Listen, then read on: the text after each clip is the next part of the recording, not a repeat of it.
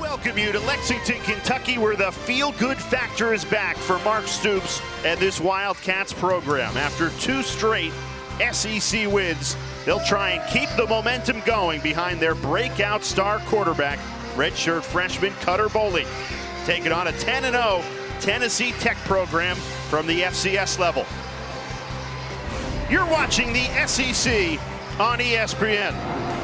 Great opportunity for the Kentucky Wildcats to get back to 500, extend this win streak to 3 against a team that knows an awful lot about winning streaks. Tennessee Tech undefeated on the season. They've got the longest win streak in all of Division I, 15 straight victories going back to last season.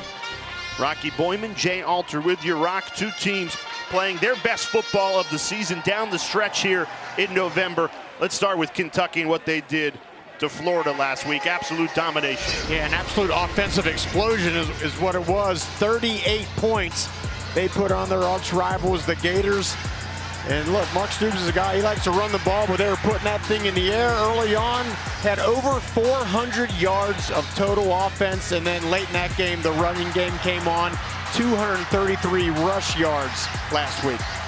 No, that's been a lopsided rivalry. 2 teams have been playing each other for a long time, so it felt good for Mark Stoops and these Kentucky fans to put 38 on the Gators. They did, and I think Mark Stoops summed it up best when he told us this week, Jay, our execution has finally caught up to our effort. They're playing their best football right now. And now trying to keep that going against the Tennessee Tech program that obviously they're jumping up a big level to play in the SEC, but at the FCS level, they're a dynamic offense. Yeah, not exactly the FCS team you want to play, right? They've won 10 games this year, and they've put up 45 points of offense. Their identity is they want to run the ball, but then they got the quarterback, Kakoa Visparis, who's had an absolutely fantastic season. He's put the ball down the field this year. You take a look at that 15-game win streak, longest in Division I, more than North Dakota State, who won the national championship at their level, more than Ohio State, who's only won 14 in a row. They won 5 straight last year, then 10 this year. They're rolling. And Kentucky won the toss, decided to defer, so the Wildcats set to kick it away in blue. Tennessee Tech ready to receive in white.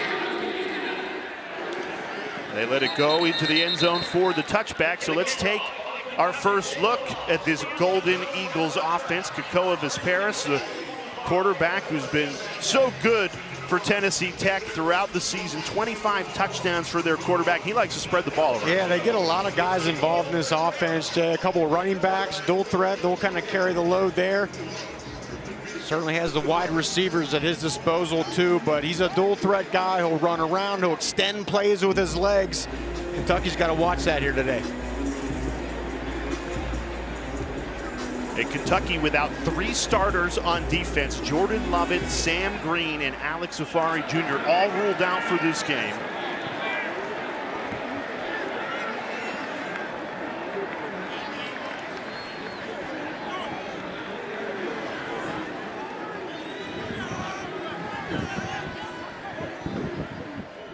And after a delay on the field, we are ready to go. Opening play from scrimmage. As Paris goes under center. Quick handoff on the end around. Aiden Little's gain of 2. This is a Kentucky defense, Rocky, that is playing so well in the month of November. Just 10 points allowed in their last 2 SEC wins. Yeah, it's been wild. I mean, just give up 3 points to Auburn, then 7 last week to Florida. You mentioned those 3 guys that they're going to be without. That's some of their core backbone players. We'll see if some of those other guys can step up here today.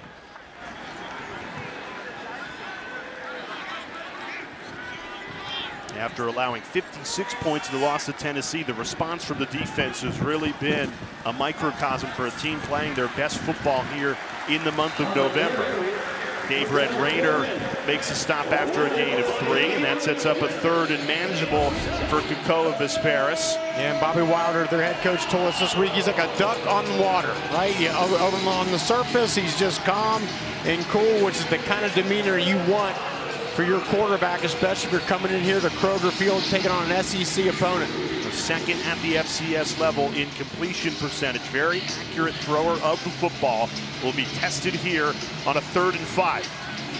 And that trip formation at the top is Trey Holloway. That's his #1 target up top. Kasparis looks left, trying to pick out Tramel Jones, and he missed him. So Kentucky forces a 3-and-out on the opening possession, picking right where they left off against Florida and Auburn before that. Yeah, and the length of this defense, Jay, especially on the back end. They got some tall athletes in that secondary, some great linebackers. Get what they want here to start this game, force the punt. So Spencer Ashby, a sophomore from Australia, out to punt it away. Kendrick Law ready to receive it. You know, Kentucky's had some trouble in the punt return game. They've had 4 fumbles on punt returns this season. Swirling wind today, gusts up to 30 miles per hour, and that wind goes in Tennessee Tech's favor. Law has to field it on the bounce, but a terrific punt for the Golden Eagles. Spencer Ashby, 55 yards, and that'll set Cutter Boley and this Wildcats offense back. What do you like about Boley, the way he's playing?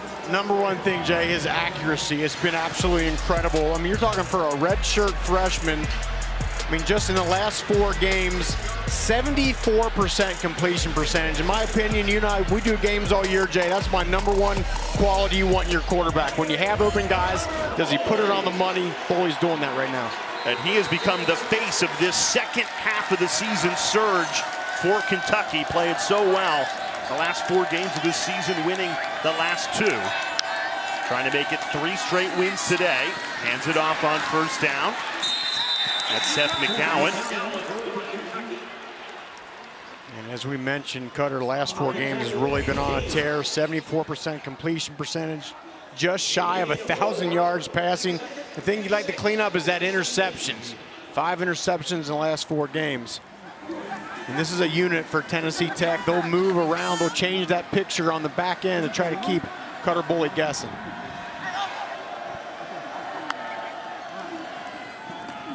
Right back to McGowan, up the middle.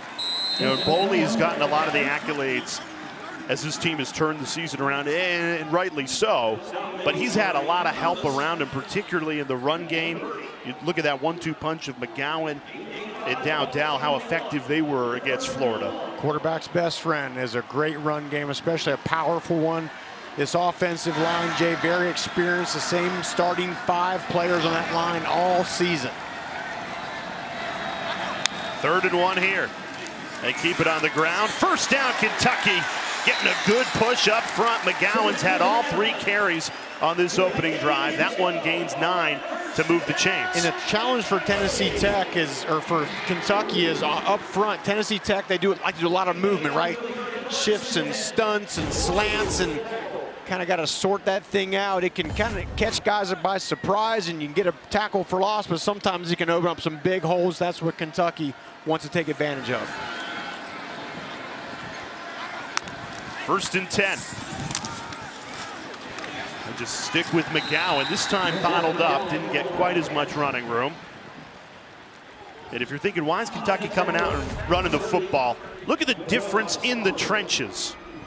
Just so dominant. 6'6", 323 pounds. So they've got 5 inches, about 80 pounds on Tennessee Tech. Yeah, and look, the thought process is, you know, just over the course of this game, that size and weight advantage, just leaning on that defensive front, is going to really, really help.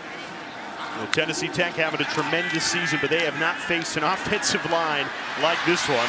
This time McGowan in the passing game takes it for a gain of 5, and 3rd and short again. And Boley certainly likes to get his running backs involved in the pass game. I just love calls like that. Get the ball in the hands of your playmakers, and get behind some blocks and gain some yardage. Every play on this opening drive has gone to McGowan.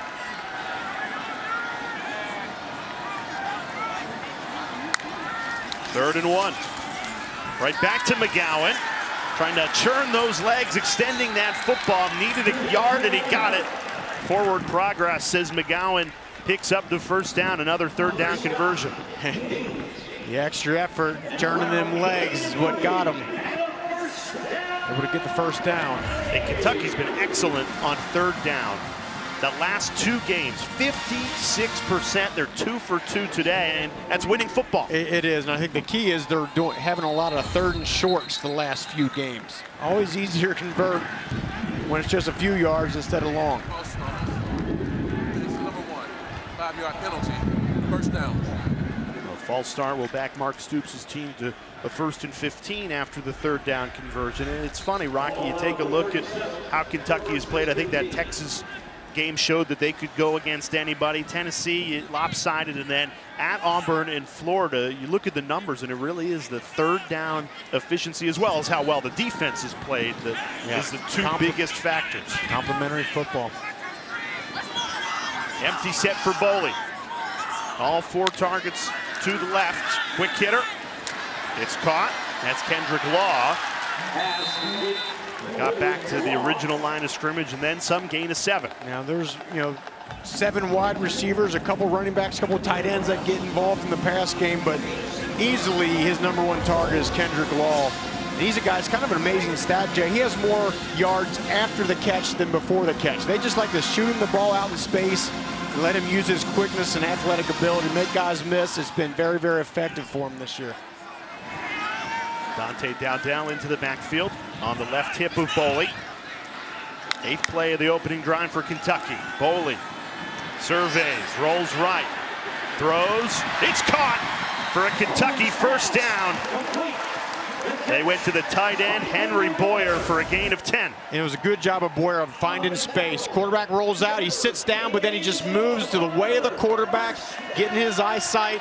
And that's just a nice big target for Boley, 6'6", 265. But again, Tennessee Tech, they're 10-0 at the FCS level. They're not usually facing tight ends that big like Boyer. 1st and 10 into Golden Eagles territory for the first time today. Play action. Boley unloads a deep ball, one-on-one coverage. It's caught! Right on the money to Kendrick Law. Gain of 43. Well, and Jay, it all starts with the protection. Great job by that experienced offensive line we talked about. Look at that. He's just waiting for Kendrick Law to get from one hash to the other. And then the accuracy, as we talked about, hitting the wide receiver in stride. Jalen Shepard with the tackle. And if you're a Kentucky fan, how can you not be excited about the homegrown redshirt freshman? He has been the spark to turn this season around, looking to make it 3 straight wins. They're in business here. 1st and goal. Handoff, a broken tackle. Stopped at the 1-yard line. It was whistled dead. Kentucky did end up pushing McGowan into the end zone, but it was whistled dead at the 1-yard line. Well, and for Tennessee Tech, it was Theron Gaines, their great linebacker, number 9. Want to keep an eye on him. He's a great playmaker, a potential next-level guy. He came up and made a great stop. Watch him, he just like a good linebacker, sorts out the trash here, fights off the block, and then knows where the goal line is and tries to pull the runner back. 2nd and goal, 11th play of the opening drive. Handoff right up the middle. McGowan diving, and he's in. Touchdown, Kentucky. Seth McGowan breaks the plane. It opens the scoring in Lexington.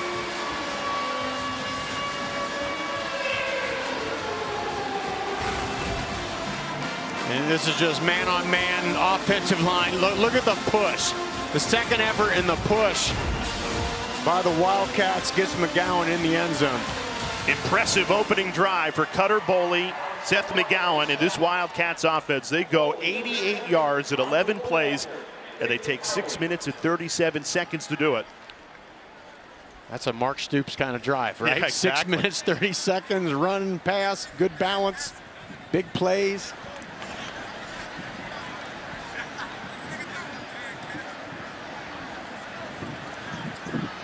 But just a team playing good football right now. And we talked to Coach Stoops.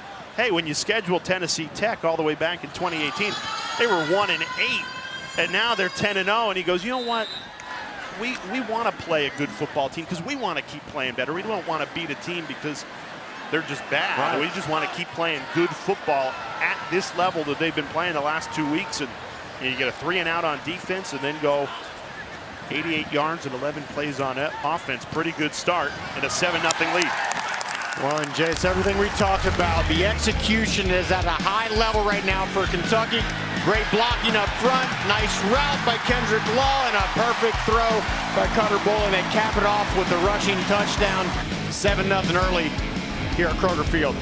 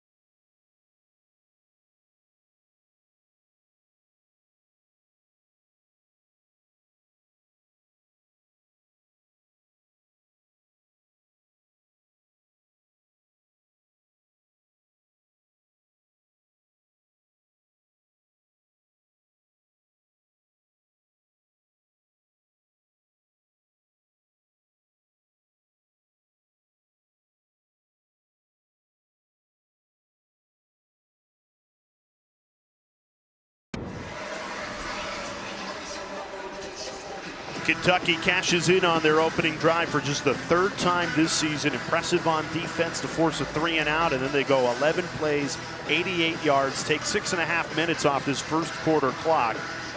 Really couldn't have scripted it any better for a team looking to get back to 500 and make it 3 straight wins. Yeah, they look like a team that is still riding that momentum of the last 2 weeks, playing well. As we mentioned, the execution is exactly what you want if you're Mark Stoops. You don't want to come in this game and just kind of ease into it and start fumbling around. They started the game with a bang.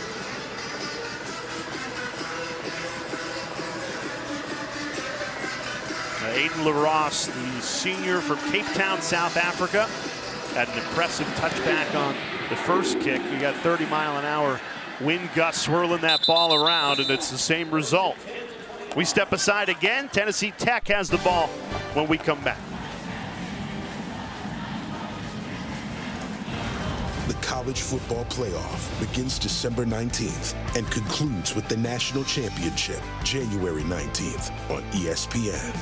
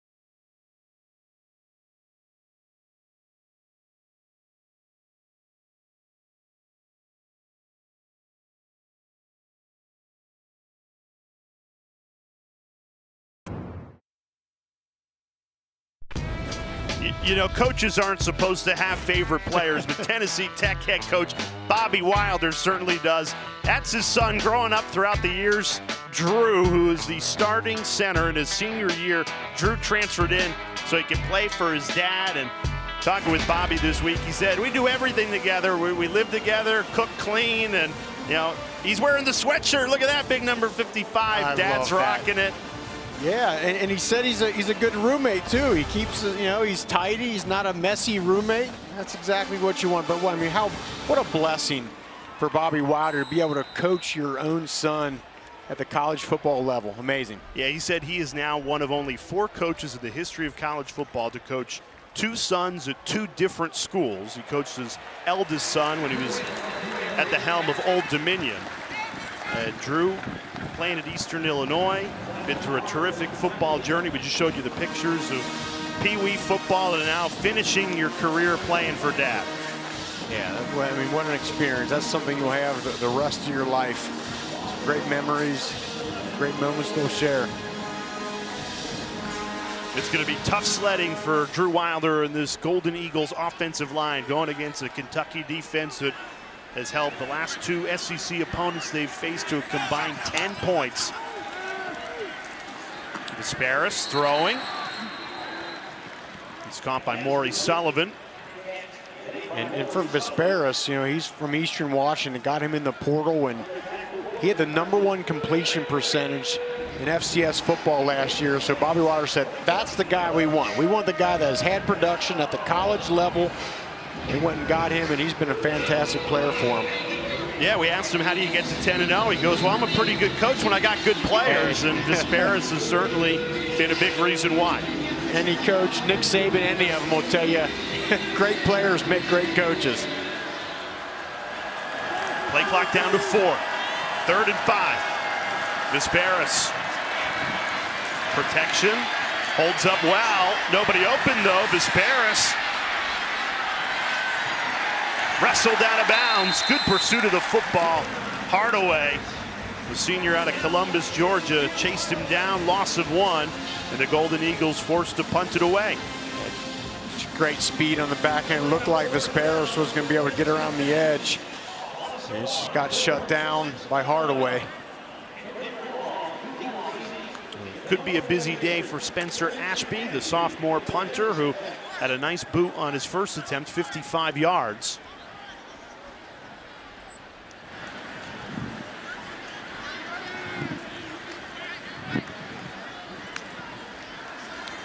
Low snap. Ashby, just a line drive, total miss hit. Now the low snap did him no favors.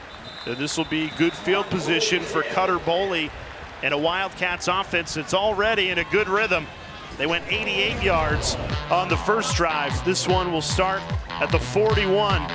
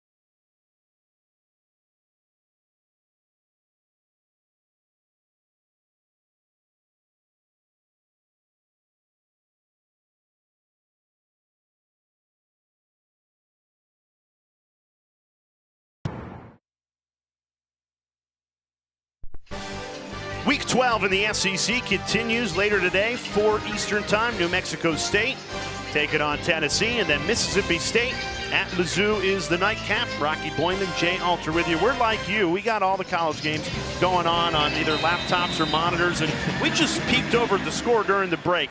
Texas A&M is losing to South Carolina 30-3. You never know what's going to happen in the SEC. Well, and Jay, you mentioned that, and that game's at Kyle Field too. It's incredible. It's a home game for Texas A&M. And look, it's why you love college football, right? You never know what is going to happen. Yeah. And for Cutter Boley, when we talked with Bush Hamdan, the offensive coordinator this week, and we're like, well, what's helped him so much? Well, we're teaching him 1, 2, 3 vertical, which means go through your progressions, first, second, third. If it's not there, run, get vertical. Well, first read was there. It's an easy throw and catch to Kendrick Law. First down, Kentucky. And you hear the term, well, we simplified the offense, and you ask, well, how? And it's, yeah.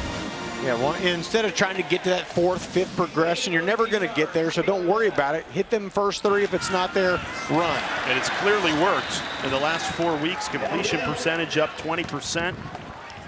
And the offense as a whole at a really good rhythm right now. Yeah, and I think the key part of that too is it's not just run, it's run vertical. Don't run to the sideline, don't run around. Get vertical, get positive yards. That's what's really helped him.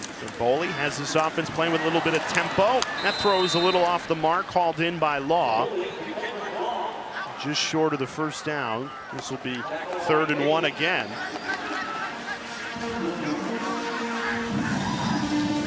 Ron Gaines. This guy played some D-line. Now he's having a great season at linebacker. Right up the middle. Dowdell ankle tackled, but enough to move the sticks. 1st and 10 at the Tennessee Tech 30. Dowdell, he's you know, I guess you'd call him your power back, but he also has his 2 touchdown runs this year, Jared, 79 yards and 65 yards. He's got some wheels too. Boley, look at the throw on first down, escapes left. Turns the corner, tiptoeing inside the 10, now laying the lumber. Cutter Boley! How do you not love that? Touchdown, Kentucky!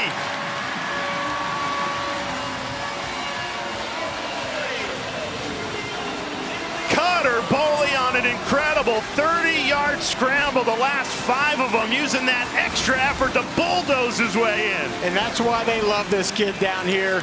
He's a local guy, and look, I said he run vertical. This wasn't vertical, but don't take this. How about lowering the shoulder? Boom! I mean, that is kind of effort and physicality running over Jamison Wharton there to get into the end zone. That's what these fans love so much.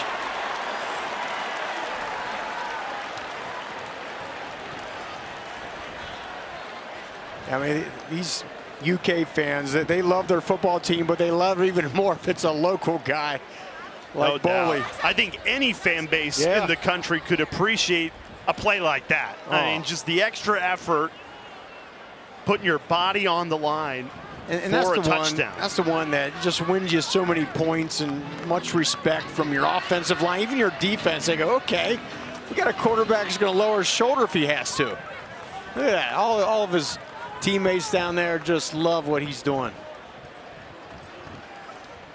Now, lengthy review here. We showed you a couple of replays. I mean, Boley clearly was in.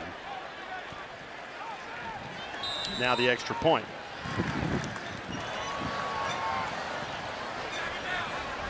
Yeah, that's one, Rocky. You started the drive talking about 1, 2, 3 vertical run. I think Bush Hamdan will be okay with the 30-yard scoot around the edge, tiptoe the sidelines for the score.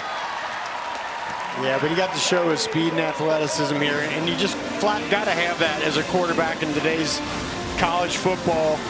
Well, goes through the progressions, not there, not there, not there. There's the pressure, getting outside, keeps his eyes downfield, which you love, but then gets to a point and says, look, I'm not going to mess around. I'm going to run out the left side and then lower the shoulder, and let's get a shot with this with the pylon cam here. How about this? Oh, love it. Legs keep going, getting over the line. That's a football play right there. Football player. And it ties his career long for a run, 30 yards into the end zone. Yeah, Cutter Boley quickly becoming a cult hero here in Lexington. Now you think about this, team was 2-5 through 7 games. It looks a little bit like a lost season, and then boom, you beat Auburn. You dominate Florida, a chance to make it 3 in a row, get back to 500. And the way this team's playing, they could beat Vanderbilt and or Louisville. Absolutely could. Look, you know, like a lot of programs, you're bringing in new guys. It just takes time for those guys to gel, and not just gel, but you're figuring out as a coach, what are we good at? What is this guy good at? What is he not good at? And then during the course of the year, you assess that, and then you start putting your players in the best positions where they can make plays. And I think Mark Stoops and company is really starting to figure this team out. And the one thing Stoops told us too is a team is allowed to improve over the course of the season. It's not going to be perfect early in the year, and you just keep working hard. And we've said it a couple of times, but the effort has been there. Now the execution is there on both sides of the ball. And if you ask the coach, exactly what you said, Jay, like you'd rather have your team maybe start off a little bit slower, but then build and get better and better and better and rise as that end of the season comes, rather than, okay, you start off great and then you just kind of fall apart. Yeah, look at Florida State. I mean, right, Florida State week 1, you beat Alabama, you're on top of the world, but that improvement clearly has not come in Tallahassee, and it certainly has for Coach Stoops with this program this season. With Tennessee Tech already in a 2-touchdown haul. Jet sweep here on first down to Trey Holloway. A team that has done a lot of winning under their head coach, Bobby Wilder, longest active win streak in Division I football of 15 games. But he was honest with us. He said, this is the last game you want to play if you're us, because we're focused on winning our conference championship next week against UT Martin, playing in the FCS playoffs. Our season won't really be defined whether we beat Kentucky or not. Yeah, you want to come out, you want to play well. You know what you're going up against. He just wants to see his guys execute here. Yet to have a first down today. Maybe they'll get one here. Falling forward is Jennings. About a yard shy, 3rd and 1 upcoming. Austin Ramsey made the tackle.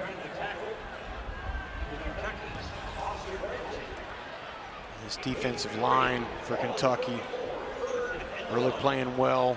I mean, he's allowing those linebackers to fly around out there. Great shot of Austin Ramsey.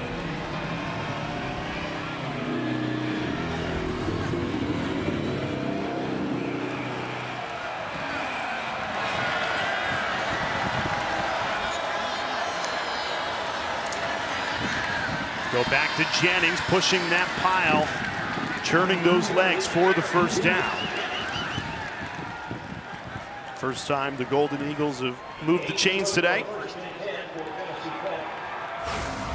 Yeah, and Tennessee Tech's getting a little push here against those big boys up front, and good job by Jennings just being patient and just waiting and finding a little daylight, sneaking through there. And Kentucky makes it really tough on you. They play, Jay, what's called a zero nose. They put a big guy, they'll put Ramsey or Augusta right over that nose, or over the center, and that just really creates an anchor for your defensive line. A defense that is missing 3 starters today. Big play into the secondary. Maury Sullivan, Disparis hit him right in stride into Wildcats territory, a monster gain of 29. And that's your classic RPO. Watch Disparis, he rides that thing down, the safety bites up on it, 34, and then you throw the slant in behind it. There's a real art to that, and Disparis is doing an excellent job with that RPO. So a first quarter that certainly has belonged to the home team, Kentucky, but Tennessee Tech gets their first big play of the game, trailing by 2 touchdowns as we head to the second quarter. Cutter Boley, the extra effort, it's paying dividends for the redshirt freshman, up 2 touchdowns.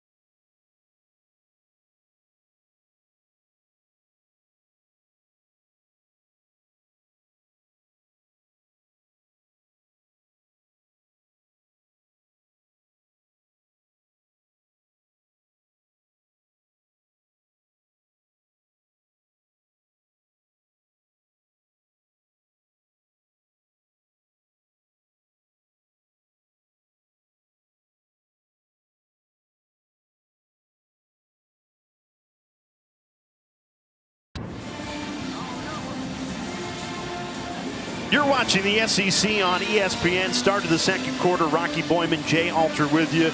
Kentucky a 2-touchdown lead to start the second quarter, but Tennessee Tech putting a nice drive together.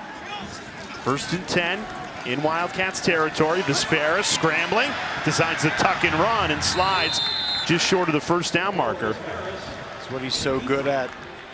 Exceptional athlete, doesn't mess around. Goes through his progressions, it's not there, boom, he's going to run it. That's going to be the challenge for this D-line. You want to rush, you want to get after the passer, you want to get a sack. Can't open up those rush lanes. Hey, that's what you were talking about with Cutter Boley. 1, 2, 3, vertical run. Vespera's doing the same thing there.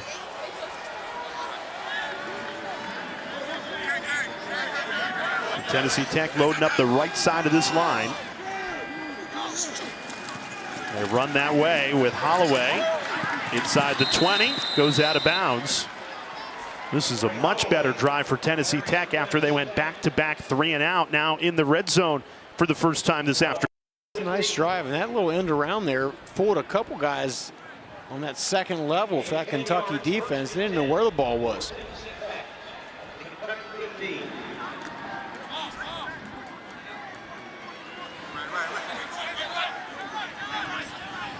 First and 10 from the Wildcats 15.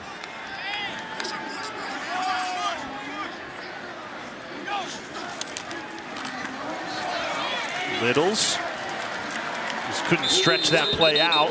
Met it the line by a blue wall. No gain. That's exactly what it was, Jay.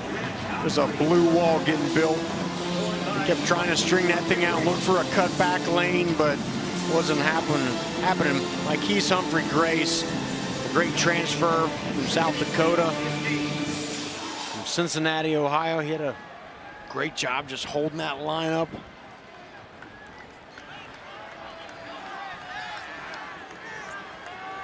Well, they've struggled to run the ball today. The success they have had has come in the passing game with Vesperis. And he's set to throw here. He just couldn't connect with Maury Sullivan. Well covered. We got to mention this wind is kind of formidable, right? It's blowing with Tennessee Tech right now, but it's blowing left to right, but also kind of top to bottom. I don't know if that affected his throw. Just yeah. Got away from him. Yeah, got away from him.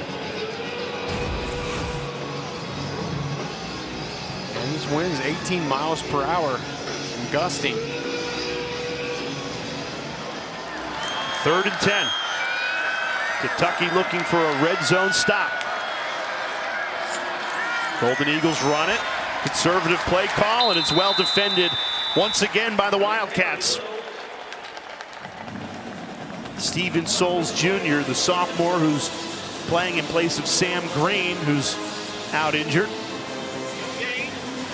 Green's been such a good player for this Kentucky defense. And you mentioned the wind being a factor. Well, poor Dom LeBlanc, the sophomore kicker for Tennessee Tech, he's going to be kicking with that swirling wind. Now, it is behind him, but we were down on the field earlier, and it could send it any which way. I think he's going to have to aim it left and let that thing carry back right.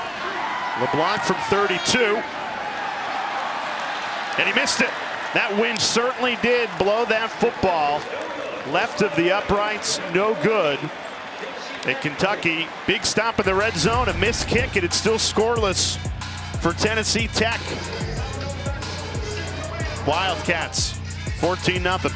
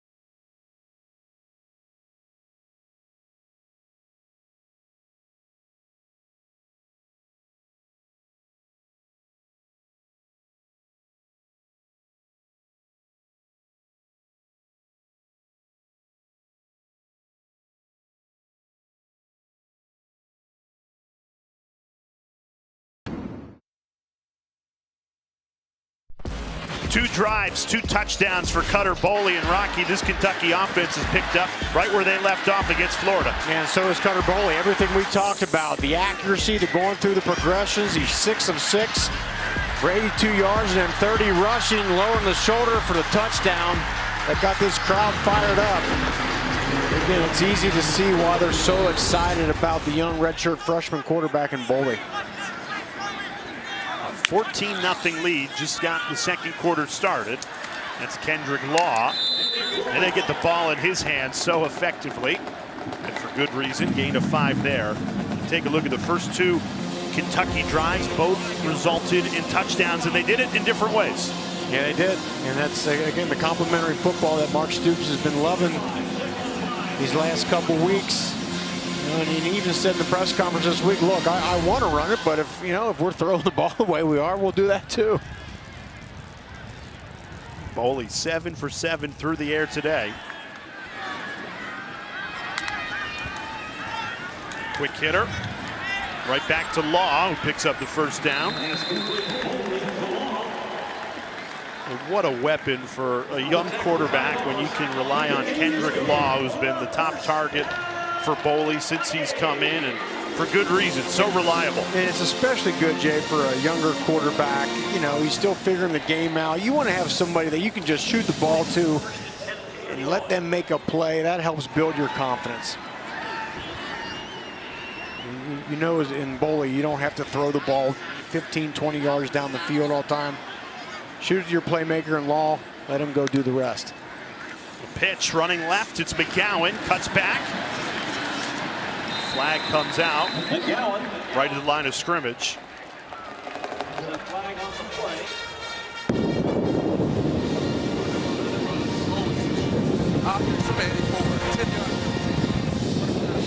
So a gain of 6 gets negated because of the hold.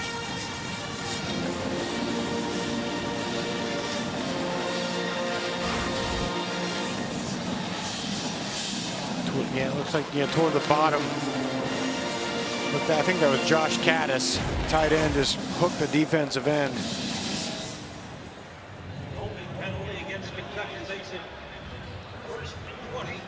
That's the one thing Mark Stoops will be on these guys, regardless of opponent, right? Even if you win this game, you got to do it by playing clean, good football.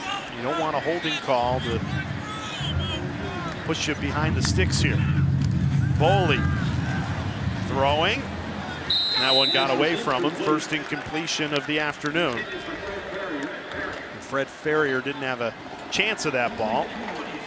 Some of those long passes to the perimeter are tougher in this wind because that just gives a longer time for that gusting wind that we talked about to catch a hold of that ball. Looked like it affected that throw.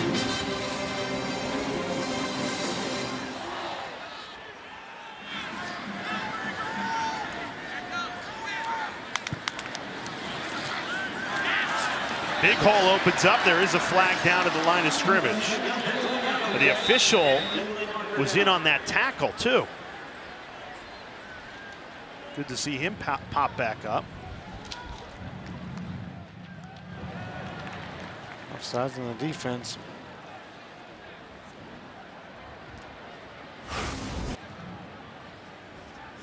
It looks like we got the nose tackle to jump. And Paul Myers, the official, goes down there.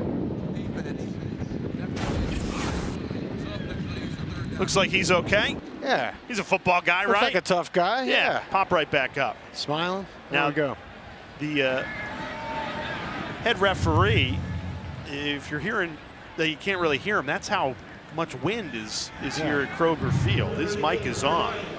He just announced an offside, so 3rd and 8. Elected to take the run instead of the penalty. NC Tech showing pressure right in those A-gaps. Drop one out. Boley trying to keep the drive alive on a 3rd and 8. Flush to his left, throws on the run, and it's dropped. J.J. Hester could not hang on. And another flag, 3rd straight play that we've had a flag in this game. Holding. Offense number 3. That penalty is declined. 4th down. The penalty declined, forces Kentucky to punt it away. Aiden Ross in punt formation for Kentucky. After 2 impressive drives that resulted in touchdowns, that one stalls out. And again, you get behind because of the hold, and penalties start to pile up on you, makes life difficult. Aiden LaRosse. Holloway fields it on the bounce, and he's dragged down right at the 20. Good special teams from Kentucky. A long field for Kekoa Vespera, so this Tennessee Tech offense down by 2 touchdowns when we come back.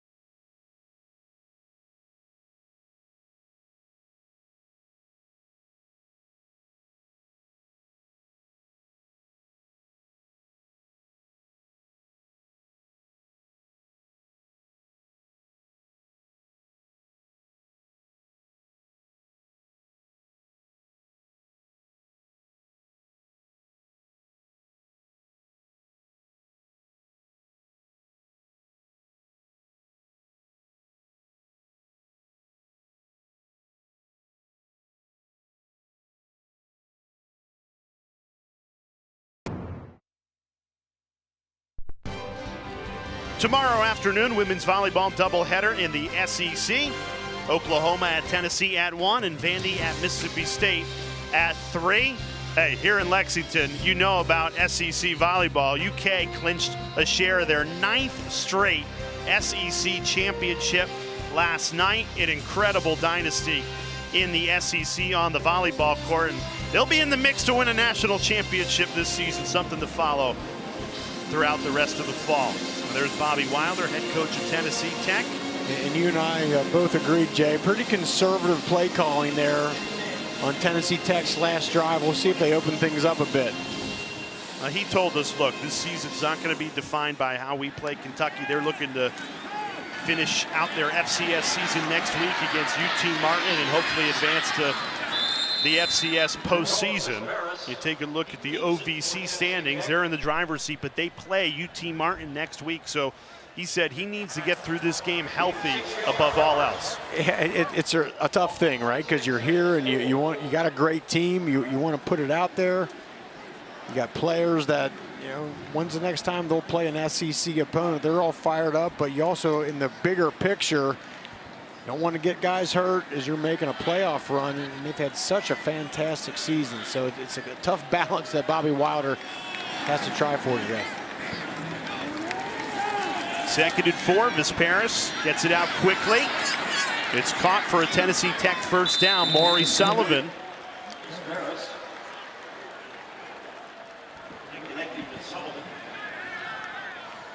This is another stat that Bobby Wilder brought up. He goes, I'm a realist, okay?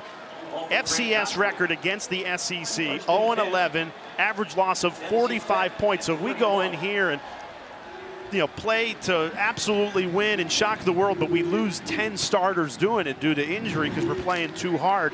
That's not worth it, because our goal is, ultimately to get to Nashville, Tennessee, an hour down the road on January 5th to try and win an FCS national championship. It's tough on your philosophy versus the reality of it. And look, the FCS championship is what they're playing for. That's intercepted. Visperis forced to throw on the run, and Kentucky takes it away. Cam Dooley, the sophomore safety, in perfect position, went low to grab it. And it's Cam Dooley who's getting a lot more playing time with Jordan Lovett out for the season, and Vesperis is rolling out. He's trying to hit Tyler Nix, but it's high. It's behind him. Great catch. Great catch. Excellent. I said, just really impressed with Kentucky on the back end. Their length, they got the size, they got the height, but they got guys back there that can run. And when you can run, good things happen. Balls pop in the air, you can track them down, get it back to your hot offense.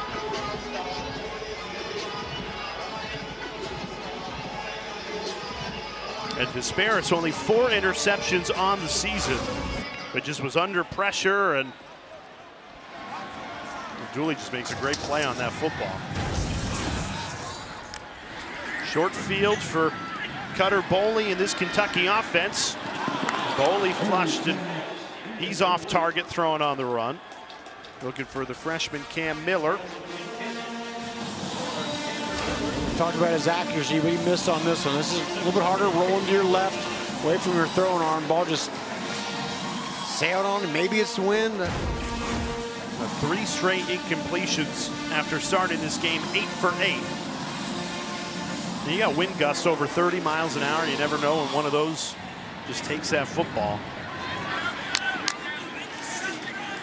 Pitch right, Dowdell turns upfield for a first down. So tough to bring down Dante Dowdell. And I'll tell you what I love about that. It's a perimeter run. They're going to toss it, but look at Dowdell. Immediately gets his foot in the ground and goes vertical. Doesn't just string that thing out to the sideline. It's a perimeter play, but boom, hits it, goes north-south. Right back to Dowdell, this time wrestled down, only a gain of 1.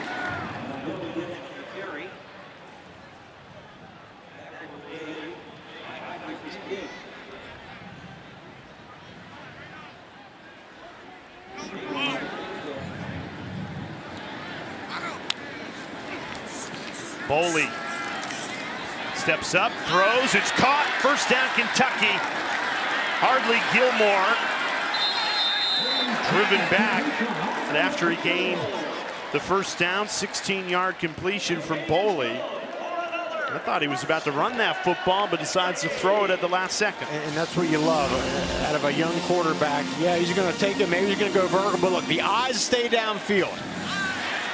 The quarterbacks that when the throw option goes away, then they just start looking down at the ground or looking around. No, he keeps his eyes downfield and finds an open guy. Timeout, Tennessee Tech. This is a big defensive possession for them, already down 2 touchdowns. We'll step aside on the timeout.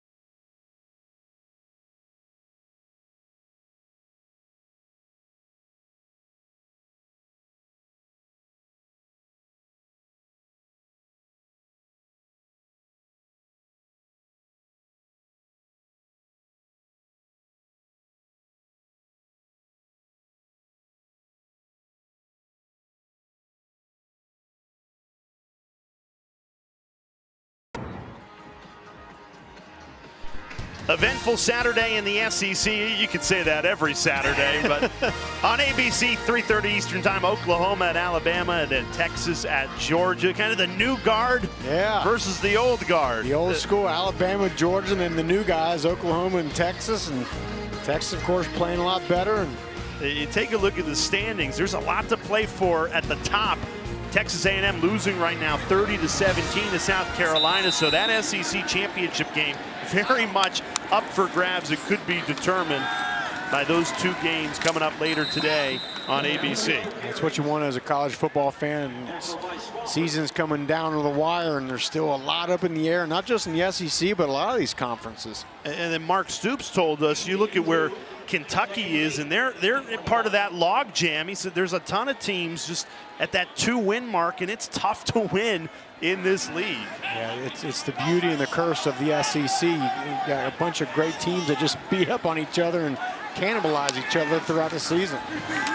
Cutter Boley on 2nd and 8, checks it down. Kendrick Law runs underneath that one. That football got loose. Andrew Smith ended up with it, but they say Law was down before it popped out. A mouthpiece, a tooth, or something flew out here. I'm not sure exactly. You hope it's a mouthpiece. Let's watch this. Yeah. Helmet clip? Not sure. Boys are hitting out there. Tennessee Tech playing hard. They are just outsized in this one, particularly in the trenches. McGowan takes advantage of that offensive line, picks up the first down.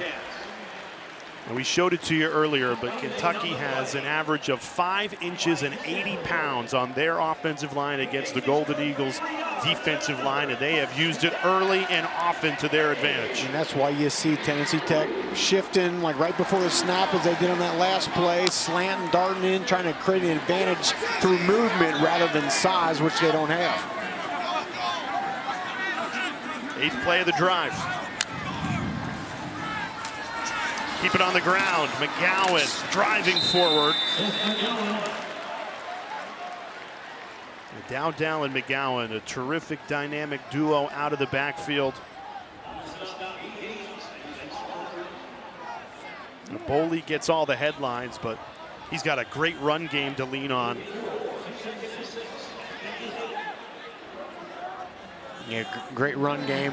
As we mentioned, 2 great running backs, but the offensive line, the size, they're physical, really excel at run blocking. Boley throws, got it out quickly to find Law. That'll bring up 3rd and short, right to the 5-yard line. There's a flag down that flew in late. Illegal substitution. More than 12 players on the field during the snap. Half the distance to the goal. 2nd down.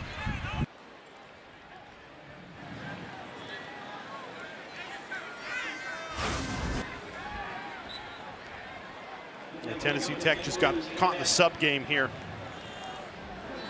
Yeah, you can see that it looked like number 2 came on late. Same thing, they're still trying to get guys off the field. This time they do it successfully. Law in motion. Hand off McGowan. And he rumbles in for another Kentucky touchdown.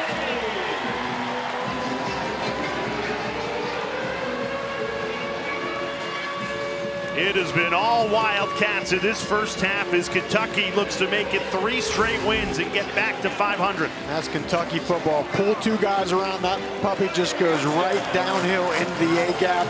McGowan running with a head of steam, plunges it in. Wildcats had the short field after the interception. They go 51 yards in 9 plays, and Mark Stoops' team up 3 touchdowns now.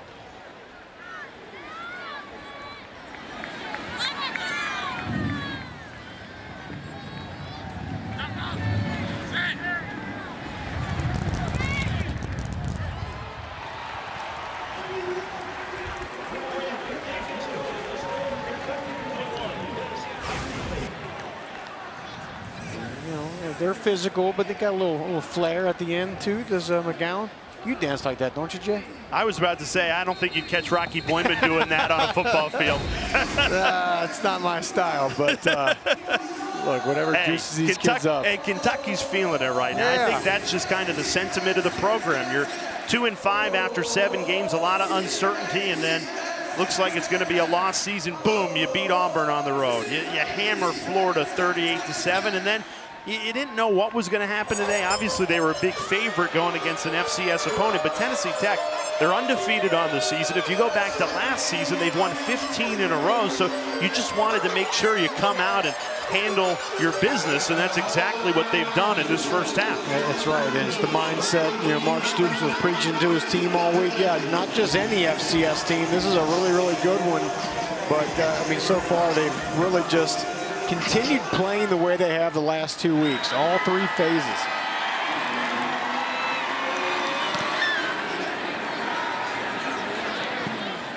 The wind just took that one completely out of bounds.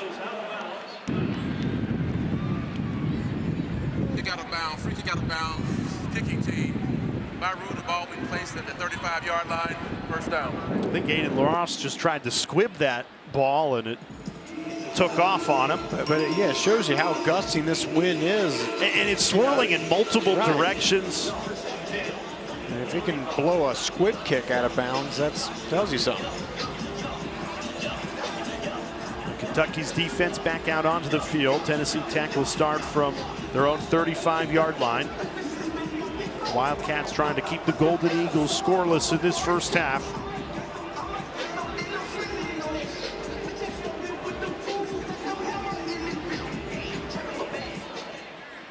Koa Vesperis trying to shake off the interception on the previous possession. Running the ball. Kennedy Fauntleroy, his first carry of the game. Nice fill there by Martellus Carter, the freshman defensive back. Again, you're going to see a lot more of him with Jordan Lovett out for the season. Nice fill there from the safety position. And this is a good game for Kentucky to reconfigure their defense, a unit that lost 3 starters last week in the win against Florida. Yeah, and the killer is going to be the loss of Sam Green, just from a pass rushing havoc standpoint. Vesperis in trouble, forced to run, has the first down and more into Kentucky territory, and that's the best play of the day for Tennessee Tech. Vesperis, a 21-yard gain. It's the hard part when you play man-to-man. Your eyes are on your receiver, and you don't look back to the running quarterback. And we talked about the athleticism. He's got that burst to the outside. And look, you see Hardaway, the corner. I don't think he saw Vesperis until he was more than 20 yards down the field.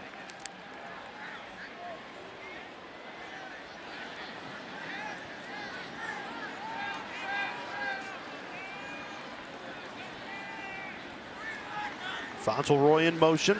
Empty set for Vesperis. Slings it over the middle. Brian Courtney, the tight end. Transfer from Florida State. They are very high on the senior tight end, gain of 12. Now, I understand, as we've discussed, Tennessee Tech and Bobby Wilder, you know what this game is. You don't want to put your guys at risk, but you got a great drive going in. You got to go for the score here, right? Absolutely. Say, hey, look, we put up points at Kroger Field against a great Kentucky defense. I think that can do a lot for your football team moving forward as well. And maybe they'll target Courtney here as they get near the red zone. That was his first catch of the day. They told us, Tennessee Tech's coaches, he's the best player that nobody knows about. Keep an eye on 83 as Tennessee Tech looks for their first points of this first half.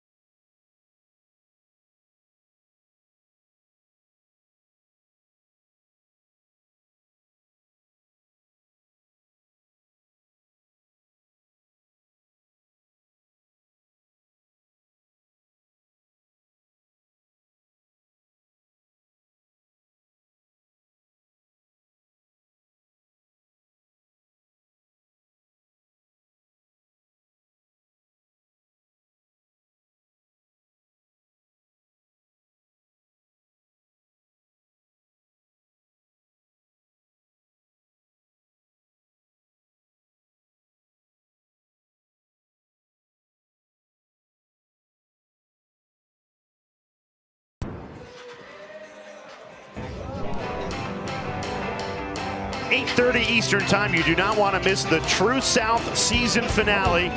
It is a sprint across the belly of the SEC in search of a really good cheeseburger. What a great way to wrap up another terrific year. True South, Thursday night. Rocky Boyman, best cheeseburger that you've ever had on the road? It's a Juicy Lucy. What?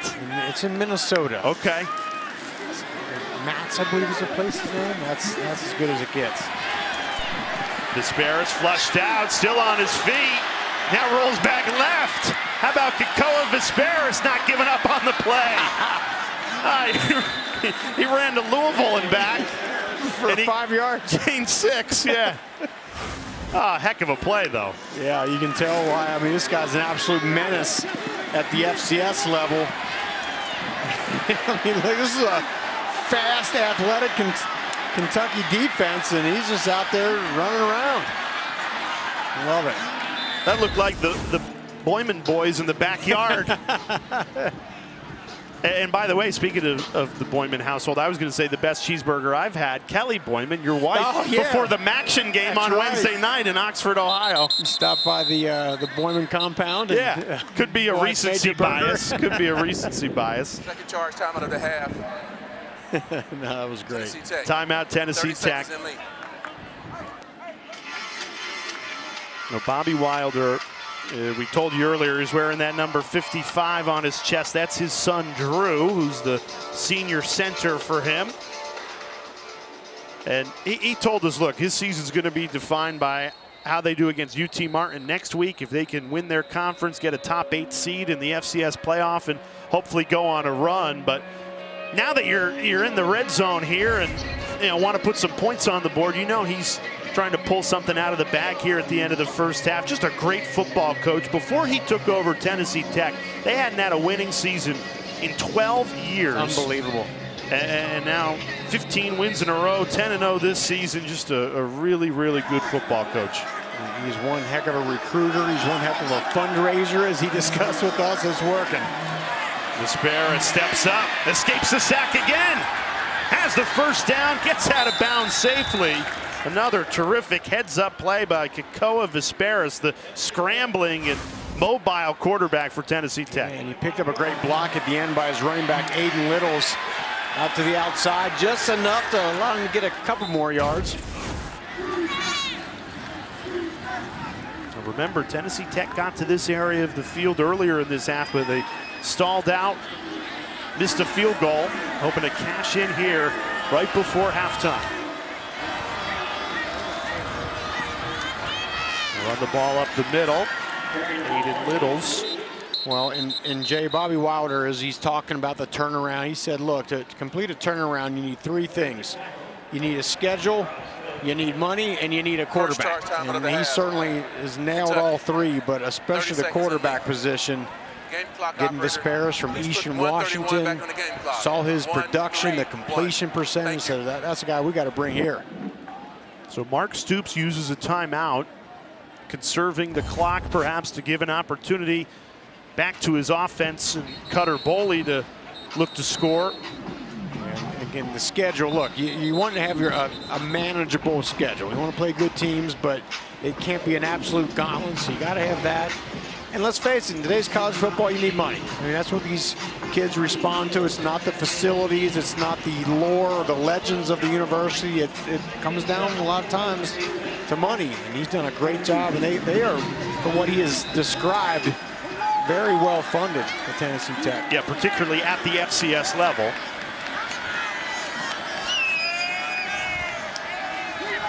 Disparis rolls right, throws on the run. It's caught. Tremel Jones makes the grab, bounced out of bounds. Mark Stoops gets to keep a timeout in his pocket because Tennessee Tech goes out of bounds there.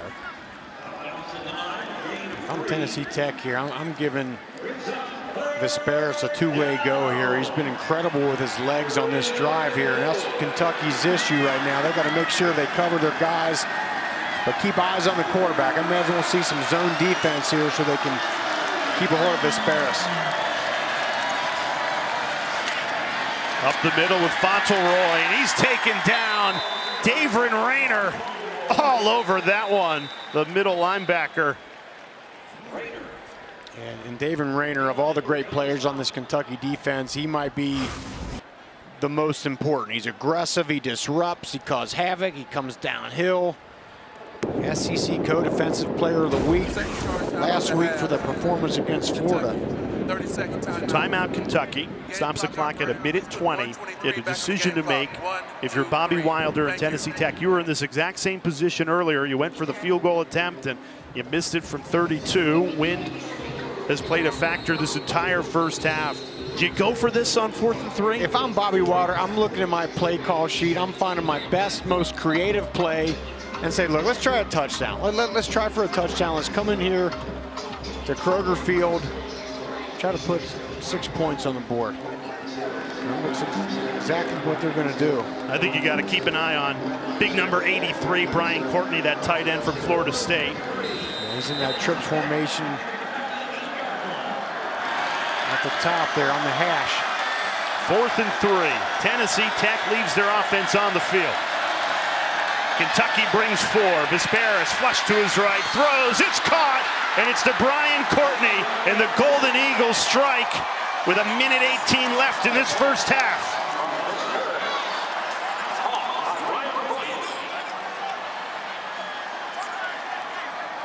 Yeah, a little bit of everything we talked about. Brian Courtney, the big tight end, you saw him start on the hash, just sifting his way through that defense, but it's the ability of Vesperis to just keep the play alive, extend that play, and allow Courtney to get from one hash across the field to the other, and then with a perfect throw. That was impressive.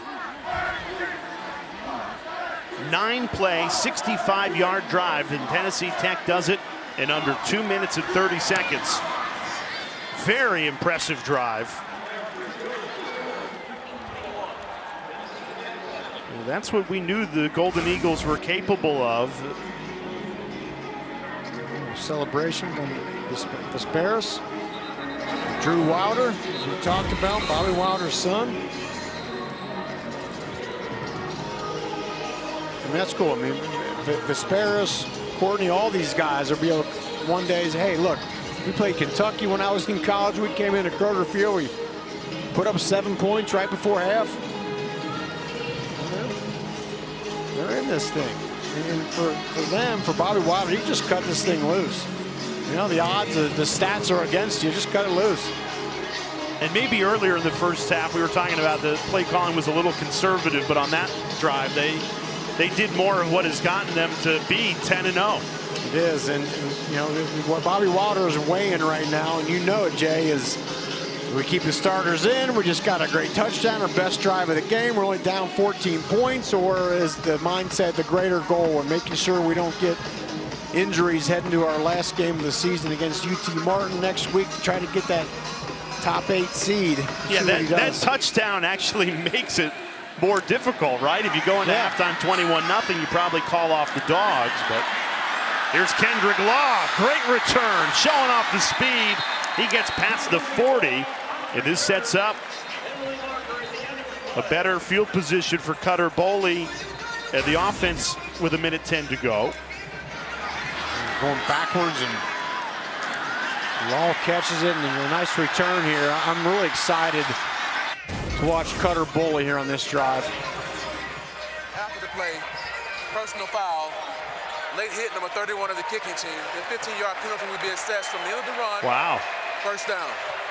So a late hit called against Tennessee Tech. This is going to give Cutter Boley and the Wildcats offense the ball in Golden Eagles territory. Yeah, I'm not sure.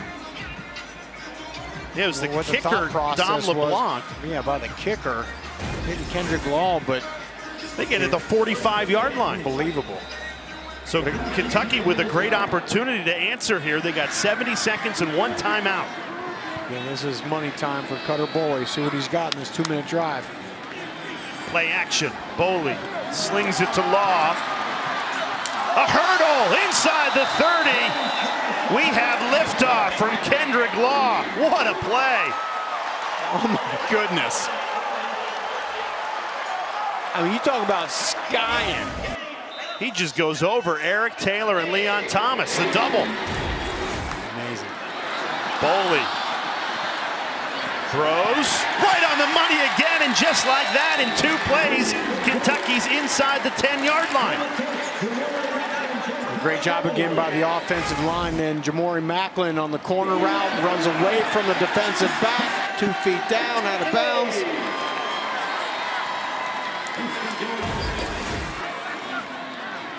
Well, time's not even a factor now, with still 53 seconds left, 1 timeout, 1st and goal. It forces Kentucky to run the football. McGowan down right at the 1-yard line. And McGowan's trying to struggle to get in. You see those offensive linemen flying in, trying to push him across the end zone line.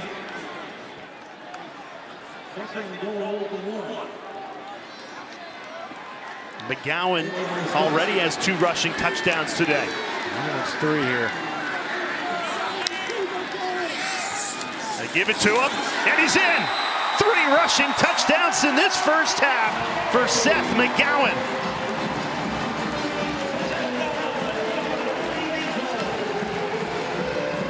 And Kentucky with the immediate answer. 51 seconds after Tennessee Tech scores, the Wildcats find the end zone. What a response.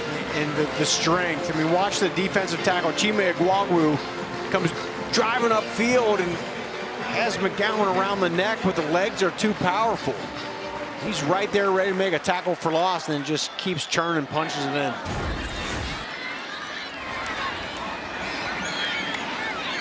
All 4 Kentucky touchdowns today have come on the ground. 3 of them belong to McGowan. And that's a body blow for Tennessee Tech. You know, the Golden Eagles, you put together that drive to cut it to 14, and then bang, Kentucky hammers them in just 51 seconds. They go 45 yards at 4 plays after the long return by Law. Well, we were just discussing, Jay, what's Bobby Wilder going to do? Is he going to maybe leave the starters in now? A drive like that, that makes it tougher. But, I mean, just watch the leg drive through. And watch the hurdle, the athleticism. Whoop! Wow. He jumped over top of Leon Thomas, who goes 5'10". And Kentucky gets the ball to start the 3rd quarter. So an opportunity to really separate if you get the touchdown going into halftime and get the touchdown coming out of halftime to start the 3rd quarter.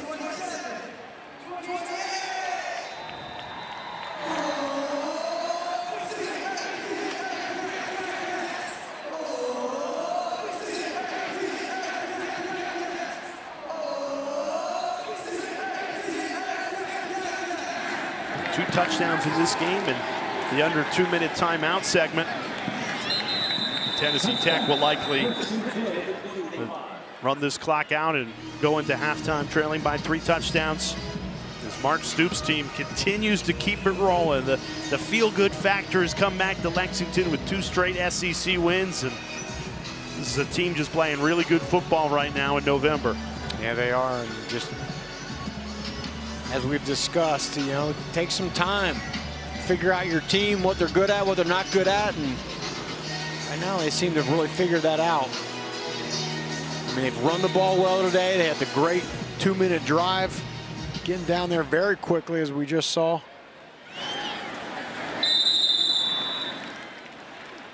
As we predicted, Vesperis takes a knee, and that will do it for this first half. Mark Stoops with his Wildcats team well on their way to getting back to 500 and extending this winning streak to 3 in a row.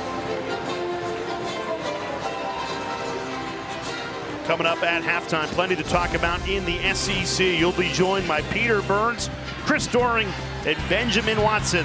They'll tell you what's going on in another busy Saturday across the SEC.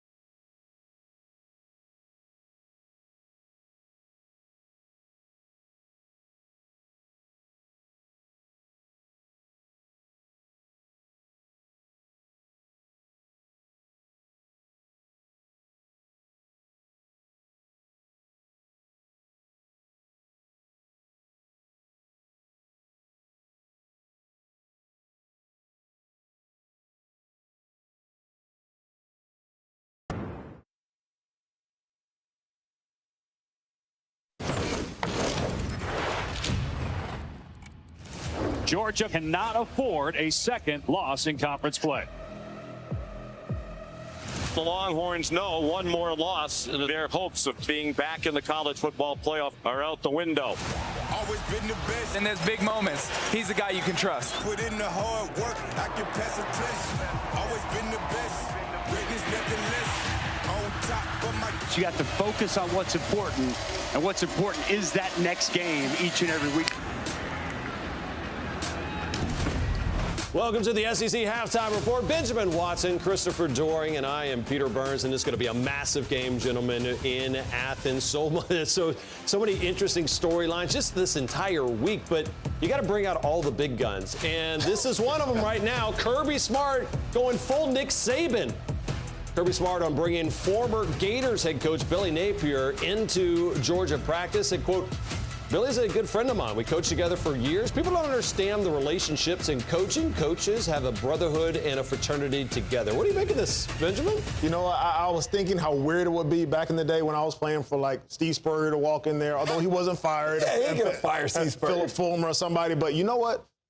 Man, if he can help the Dogs beat Texas, if he can offer something because of what they did against this Texas football team, hey, you gotta pool all the resources. It is funny to think about, though, right? You're leaning on a guy that was fired just a couple weeks ago. You're not very good at your job. But that's how good. But we're also making an assumption that they even talked about football, first of all. They could just be like, you know. Oh, I don't think they were talking gardening or like how was Halloween or the Thanksgiving. But they know each other. It might not be tactical. So I'm glad you brought this up. Is this more about how does Georgia and how did Florida beat Texas, or this more of, hey, when you saw us on film back in Jacksonville, what were you guys keying on? Like, what's the biggest part of this discussion? He was fired before Jacksonville, so he didn't really look at a lot of Georgia tape. But I'll tell you, it probably had a lot to do because the offense particularly had a lot of success against that Texas defense, and it started with being physical up front. They were able to move the Texas defensive line off the line of scrimmage. They ran the ball sideline to sideline. They used their speed to kind of stretch that Texas defense out.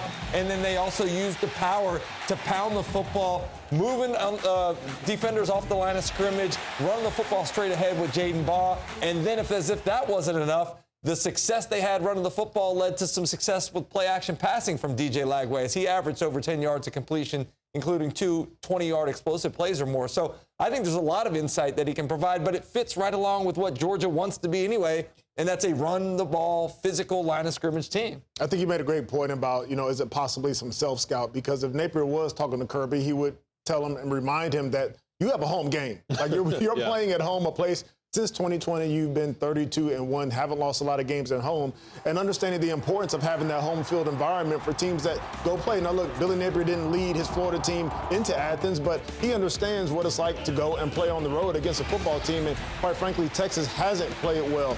And the self-scout piece for Billy Napier when he's played against Georgia, it has been a lot about the run game. You see Chauncey Bowens running the ball there. Gunnar Stockton has played well in the zone read, made some great decisions. The RPO game has gone to another level. But also, one thing that Bill Napier can talk about is the fact that you got to tackle well against this Texas football team. Texas has done a tremendous job over the last several months, several games, of shortening the reads for Arch Manning, allowing him to get the ball out of his hands quickly, short passes, catch and runs. Ryan Wingo, first play of the game, runs for, 70-something yards. A lot of missed tackles. And so that's a key that Georgia's going to have to be disciplined, especially defensively, and come up and make tackles when they have the opportunity to do so. How big is it that Texas had the bye week to kind of to be prepared for this game, CD? I think it's massive for a couple reasons. I mean, get a chance to rest up, to get healthy. The injury report or availability report had very few, if anybody, on there. Nothing to report. Nothing to see here. That helps. And then let's not forget, Georgia had the cocktail party and then had to follow that up with a trip to Starkville. So 2 very different points with which these teams come into this ball game. And Michael Taft going to be playing for the Longhorns. That's a monster part, kind of the quarterback of that defense for those Texas Longhorns. All right, we got another big game coming up, and that one in T-Town. OU taking on the Alabama Crimson Tide, where the Tide have been great at home, winning 17 straight. Benjamin, this Alabama defense, what do you see right now going against John Mateer in this squad? Well, it's crazy, PB, because the headline is on the Oklahoma defense, and rightly so. They play well. But you look at Alabama, defensively, especially from that first game against Florida State to where they are now. They have literally put on the Jets in getting better every single week. And especially in the red zone, they've been particularly good. And here against LSU, this is a 3-man rush. You got 3 rushers, two ends, a defensive tackle. They drop 8 and cover LSU's wide receivers. It's 3rd and 13, so it's a passing down. But Nussmeier literally has nowhere to throw the ball. And the pressure gets to him, and they get a sack there. That young man had 2 in that game. And here you're going to see a drive route. The 2 tight ends are going to run 2 in cuts, a shallow cross, and an in. Keon Sabb, the safety for Alabama, does a great job of baiting Diego Pavia. He identifies the route. He sits, and then undercuts the route. 3 red zone turnovers for Alabama this season, and then penetration in the run game. At critical points. Alabama does a good job of, I know how my eyes, it was, and I picked this play because I was like, I got to deal with it. But it just shows how Alabama gets penetration in the run game at critical times. They don't have a lot of negative plays in the red zone, but when it's important, they get negative plays. You see LT Overton there, get inside and make a big play in the Georgia game where Georgia had an opportunity to go up. That was a huge play in the game to help Alabama. All the momentum, too. Yeah, to help Alabama secure that victory on the road. Going to be interesting to see Sooners averaging 166 yards on the ground in the last 3 games. And Alabama does give up, I mean, they're averaging, 4.3 yards allowed a rush. So that's going to be an interesting matchup. On the flip side of it, OU's defense has been great, right? We've known that since Brent Venables got to town. How do they get to Ty Simpson in this one? Well, I mean, I think this is a situation where you have a strength against strength. That offense for Alabama has been rolling.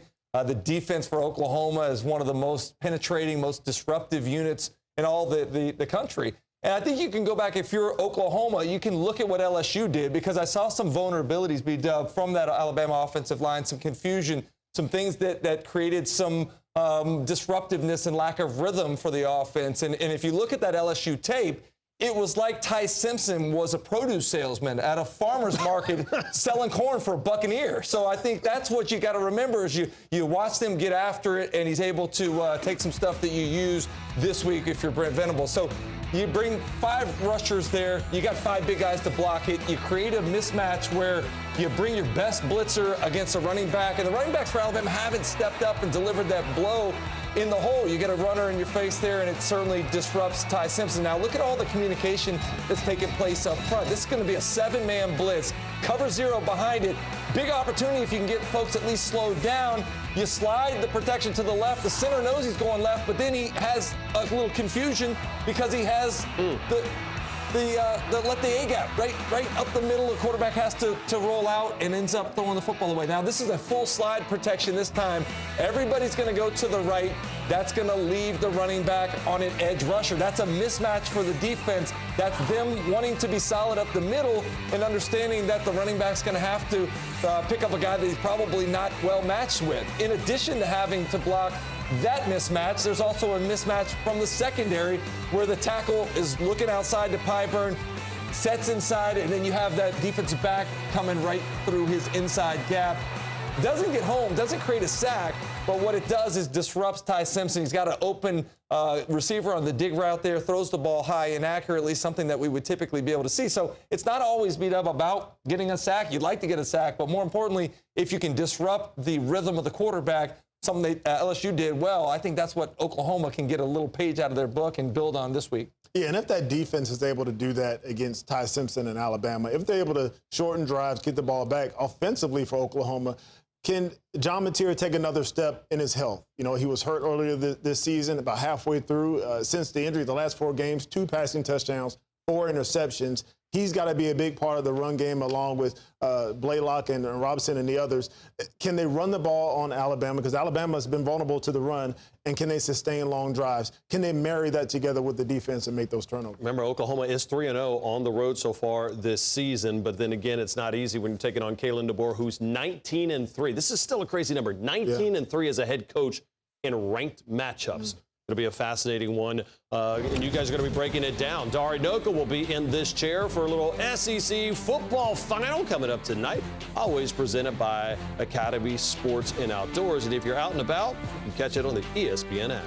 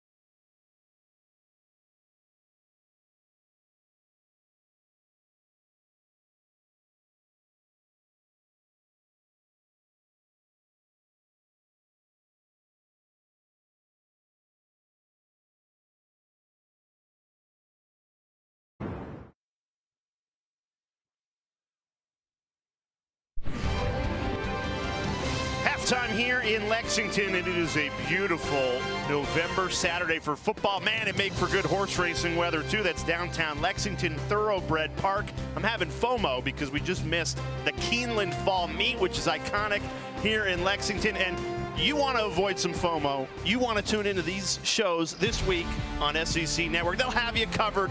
Paul Feinbaum, SEC Now, Read and React.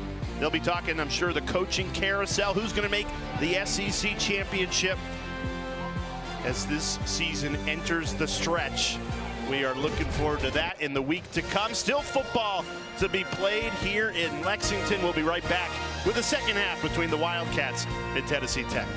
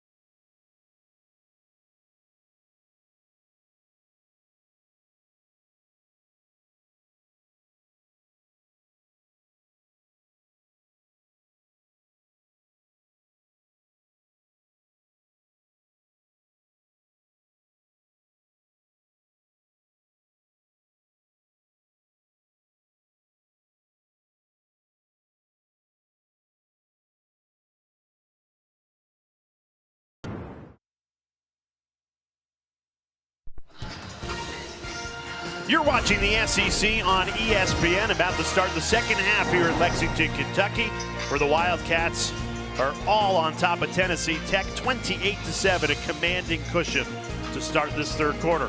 Hi, everybody. Alongside Rocky Boyman, Jay Alter with you. This Kentucky offense looks real good, Rocky. 4 touchdowns and just really dominant in that first half. Well, they really emerged the last 2 weeks, and they've picked up right where they left off, both running and passing. And in particular, it's been the running game. 113 rush yards in that first half.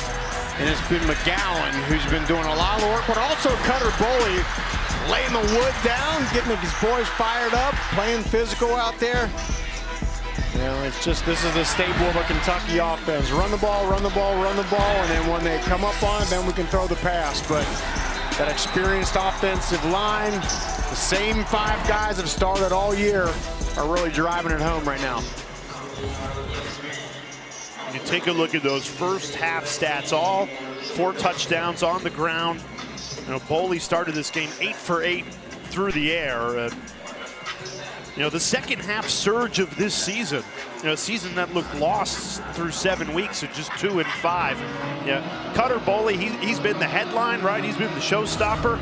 But you're right, this offensive line and these running backs deserve a lot of credit as well. You know, and we'll talk more about him as the second half goes on, Jay. But you know, Coach Stoops told us during the week when we met with him, I mean, there's potentially 3 next-level NFL guys on this line, maybe more. It shows you the caliber of line that they have. And it's all started coming together really the last 4 weeks. And if they can keep this 3-touchdown lead, they will head into the Vanderbilt game at 5-5, a 3-game win streak, an opportunity to go to a bowl game.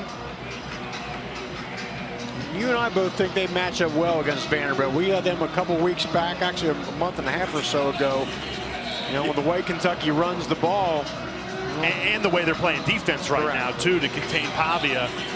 Just think that's a game that's right there for the taking. But first things first, this second half, Kentucky will get the ball to start it. Already with a 28-7 lead.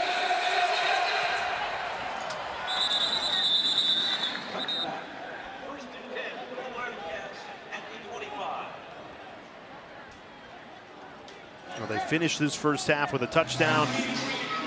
About 20 seconds left in it, and now the double score opportunity for Cutter Boley in this offense. You get one going into halftime, and now looking for one to come out of it and really separate and put this game away early in the third quarter. Jay, I was really impressed with Boley in that first half, just the poise, right? You know, calm and cool. He's going through his progressions, doesn't look rushed out there, doesn't look like things are moving too fast for him. It's impressive for the freshman. Dowdell starts in the backfield. Boley swings it out to Kendrick Law. Those Law's long return that ignited the late touchdown drive at the end of the first half. And he's got 9 receptions already in this game.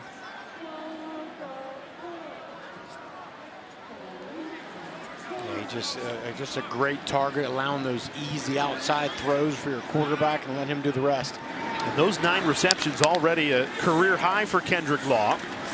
Up the middle with Dowdell. And I think Dowdell wants to get in on the party here a little bit. You know, McGowan's has 3 touchdowns, and he wants to kind of ramp it up here. Yeah, Dowdell only 7 carries in that first half compared to McGowan's 13. You look at what Dowdell did against Florida in limited snaps. 7 carries for 104 yards and a touchdown, averaging 15 yards per carry.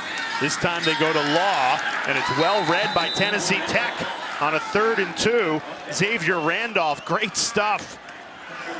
And that brings up 4th down. I just never loved the jet sweep on 3rd and short, right? Like, just you got the line, just pound that thing down the middle. They try to go to Law and get to the perimeter, but I mean, great penetration. That's what this Tennessee Tech defense does. They slant, they shoot, and got some penetration. Great play by Randolph. That is the first negative offensive play for Kentucky. Almost had that punt blocked. Aiden LaRosse just got it away. Tennessee Tech will take over at their own 40-yard line. And LaRosse is lucky he got this punt off. You talk about something that'll throw a wrench in the game, getting a punt block. And this was close. He overran it. Yeah, Calvin Crummy. He got there early. Got there too early. He got there too quickly. Wow. I mean, Kentucky certainly dodges a bullet there.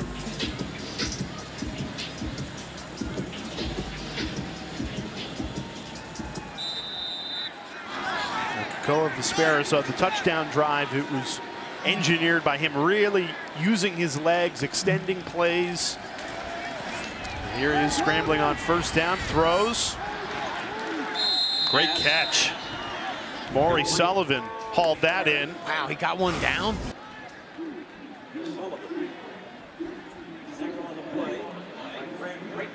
Good secure. Yeah, got the left foot down. Excellent concentration. The only problem for Sullivan is he signaled for the 1st down, and it's 2nd and 2. It was a great catch, though. He had a lot of success getting Vesperis outside the pocket, giving him a clear vision to throw the ball.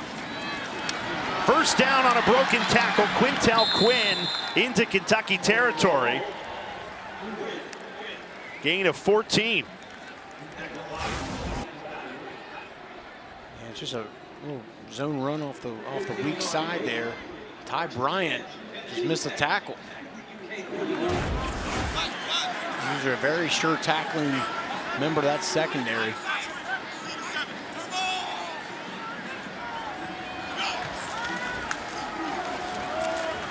Right back to Quinn.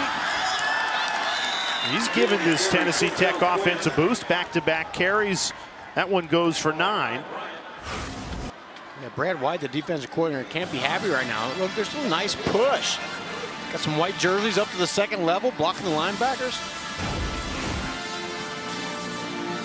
It might be human nature. You go into halftime playing an FCS opponent. You're leading by 3 touchdowns. But this Golden Eagles offense, they've come shot out of a cannon to start this third quarter. Another first down. Quintel Quinn, 3 straight carries, and he's made a difference on this drive. And Jay, what you're seeing is Kentucky is concerned with, and rightfully so, the scrambling ability of Vespera. So they got a lot of guys kind of on that second level there, but don't have much edge. That's 2 times on this drive Kentucky's not had a guy up on that edge, and they've made him pay for it. Quintel Quinn, who only had 2 carries the entire first half, has 3 on this drive alone for 31 yards. This time Jennings out of the backfield, falls forward. Tennessee Tech enters the red zone. Kentucky's playing 3 down linemen, and they sneak a linebacker up there, but there's a nice patience there by Jennings.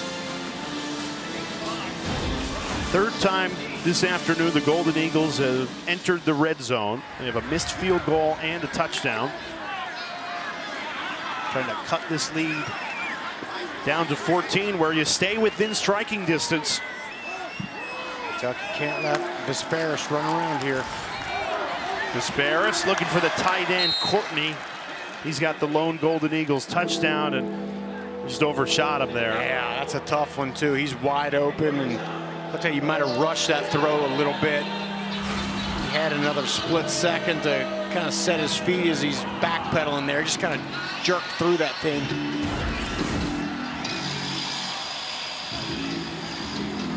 Well, it's Bobby Wilder going to draw up on a 3rd and 5. Just 1 for 5 today on 3rd down, 45% on the season. Got Trey Holloway to the top in the slot. All right. Jennings bottled up. No room to run. A swarm of blue jerseys. And now a decision to make on 4th down. Only gained 1, so it's 4th and 4. I thought the mentality is they were going to try to pick up a few and go for it anyway on 4th down, but it looks like they're going to maybe still thinking about it here. And they're going to keep the offense out there. I think the early missed field goal from just 32 yards weighs heavily on the mind.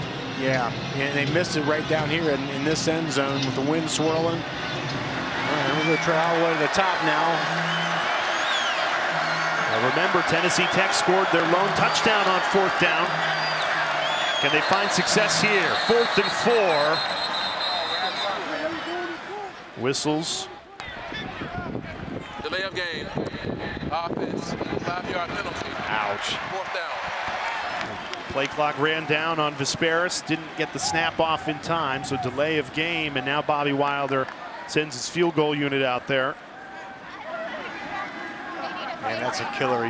You make the decision, you're going to go for it. And remember their touchdown, they got Brian Courtney, the tight end, open. Probably going to go back to him, but now going to have to settle for the field goal attempt. LeBlanc, who missed from 32, this one from 38.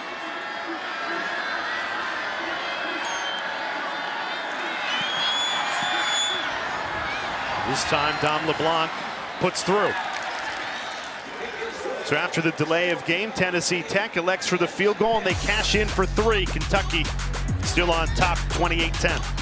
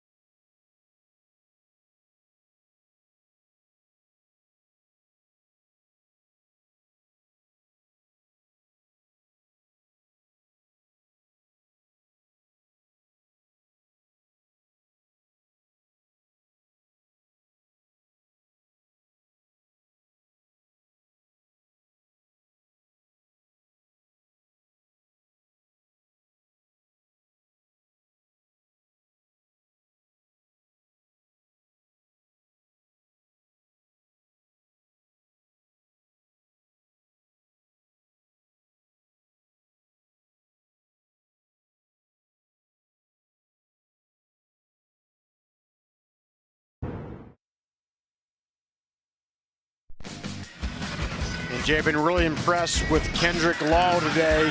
How about this? 9 targets, 9 receptions for 105, and they've been every which way, right? And the short passes, had the deep shot down the field in the first scoring drive, just shoot it to him in space, let him make some guys miss. And yeah, you can also do this. How about hurdle guys? A career day for Kendrick Law, the transfer from Alabama, a career high in receptions and yards. And Jay, early in the game I talked about, he has more yards after the catch than he does before. Holding true today is 105 yards, 62 of them coming after the catch. Plus he had a 40-yard kick return that set up the touchdown right before halftime. The Tennessee Tech has struggled on the last 3 kickoffs to get this ball to stay still. We've told you all game long the wind has been a factor, gusts up over 30 miles per hour.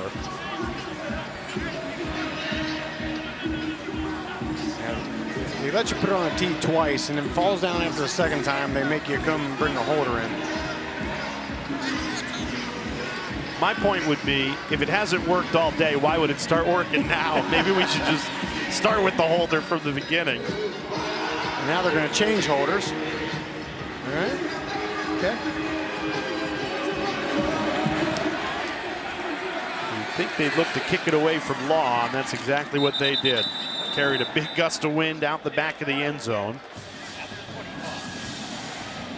So Kentucky offensively, 4 touchdowns in the first half. They come out first drive of this second half and just didn't look the same. Yeah, I don't know what it was. Just looked a little discombobulated, and takes up to Cutter Boley now to settle this unit down. The jet sweep on 3rd down was the one I didn't love. I mean, your offensive line we've talked about, they've been mashing all game. I think we'll see a little bit more of that here on this drive. They want to go vertical, right? Yeah. Right up the middle. Can't be more vertical than that with Seth McGowan. Gain of 7. Yeah, I mean, Kentucky runs this counter play just beautifully. You know, you bring the backside, tight end and wing. Look at this. 2 guys from the backside to tackle, then you follow behind 81. That's a massive hole.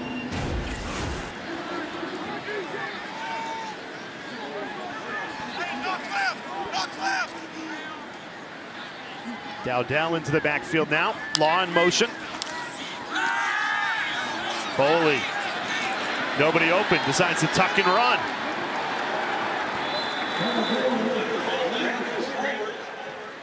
Good tackle, Jameson Wharton, to bring down Boley. And credit Boley for looking to his left and see it out of his peripheral. There's no one out there. Boom, take it. Tuck that thing and go and pick up a first down. Well, we saw it in the first half. The redshirt freshman Boley, he's not afraid to put his body on the line. Did so on a 30-yard touchdown run. This time hands it off. McGowan met at the line of scrimmage.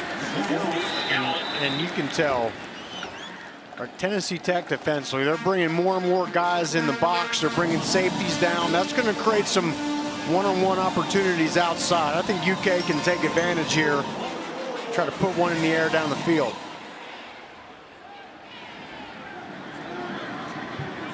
Two linebackers playing really well right now for the Golden Eagles, Theron Gaines and Aaron Swafford. The Tennessee Tech plays the unique 4-2-5. Usually if you've got 5 back, you only have 3 on the line. Boley just checks it right down to McGowan this time.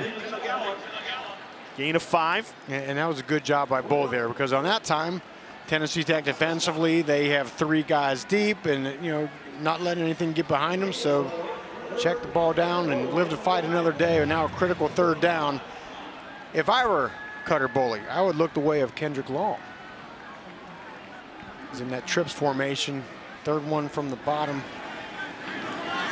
Kentucky 4 of 6 on 3rd down today, but they failed on their last one, trying to keep the drive alive here. They need 4. Boley goes to Law, makes the catch, but he's short of the sticks, falls forward, and this will be 4th and 1. Yeah, that ball was just a little bit to the outside. He couldn't catch it and turn up field quickly enough. His momentum carried him behind the sticks. He went backwards on it. If that ball's on his inside shoulder, he can turn and get upfield and get it. But I think they're going to line it up here and go downhill. Boley under center to Dowdell, who pushes that pile into Tennessee Tech territory, picks up the first down. Good fourth down conversion.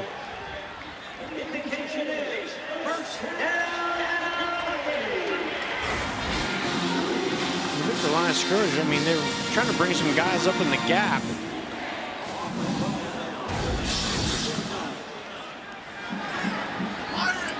Might be a good time to take a shot here, Rocky, like you were talking about a few plays ago on a 1st and 10. Instead, they keep it on the ground. Great tackle.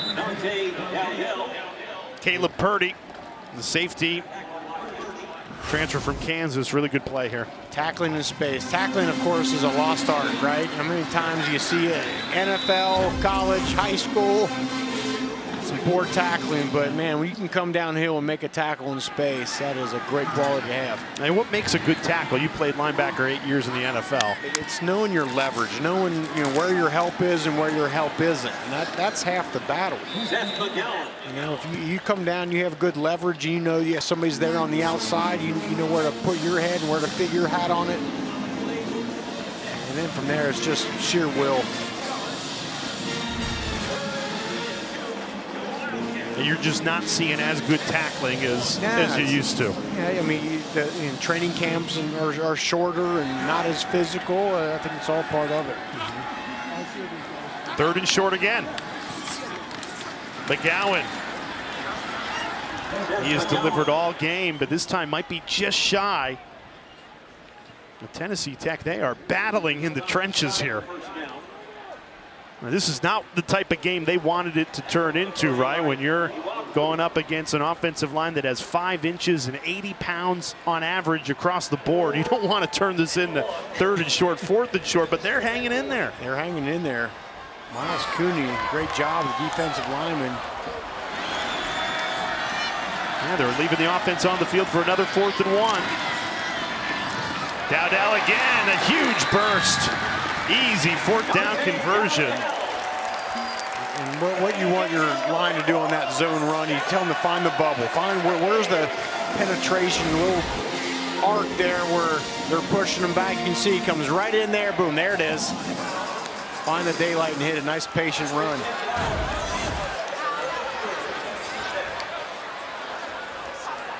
And you can see, I mean, Tennessee Tech is rotating. They got a very deep defensive line. They're trying to rotate fresh bodies basically every play. Play action. Boley, pocket collapses, nowhere to go with it, and he is taken down and sacked. Tyler Swan, a loss of 12 on the sack. And Boley was trying to find Josh Caddis, the tight end, coming to the left part of the field, but he wasn't open enough, and then there all of a sudden there's 2 white jerseys right in front of him. And you can see they're trying to leak the tight end out across, but he kind of turned the wrong way. If he'd kind of come more flatter into the sideline, he might have been open, but it was the sack. 2nd and 22 after the sack. Boley throws over the middle. It's caught. Gilmore. Check out the speed. Touchdown, Kentucky.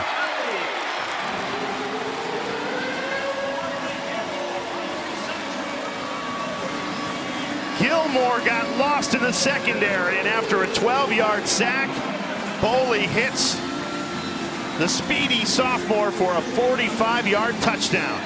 That's Gilmore on the dig route, and Jay, I mean, just an absolute laser beam that Boley throws.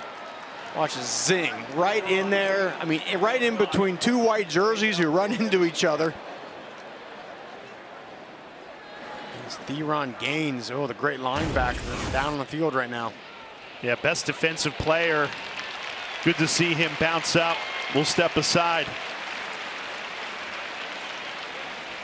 Now, because Gaines is running off, it looks good. We're going to stay here for the extra point.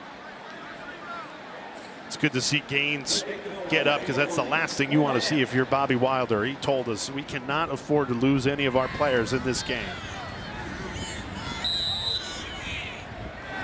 One of the best defensive players, not just in the OVC, but at the entire FCS level, Gaines. Gosh, going back to that replay we just showed you, the touchdown. Talk about threading a needle. That's what I'm saying. That was an amazing pass. Take another look at this as Kentucky goes up 35-10.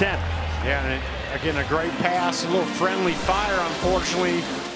Claims Theron Gaines, hopefully he's okay, but Gilmore takes it from there into the end zone, 35-10, Kentucky.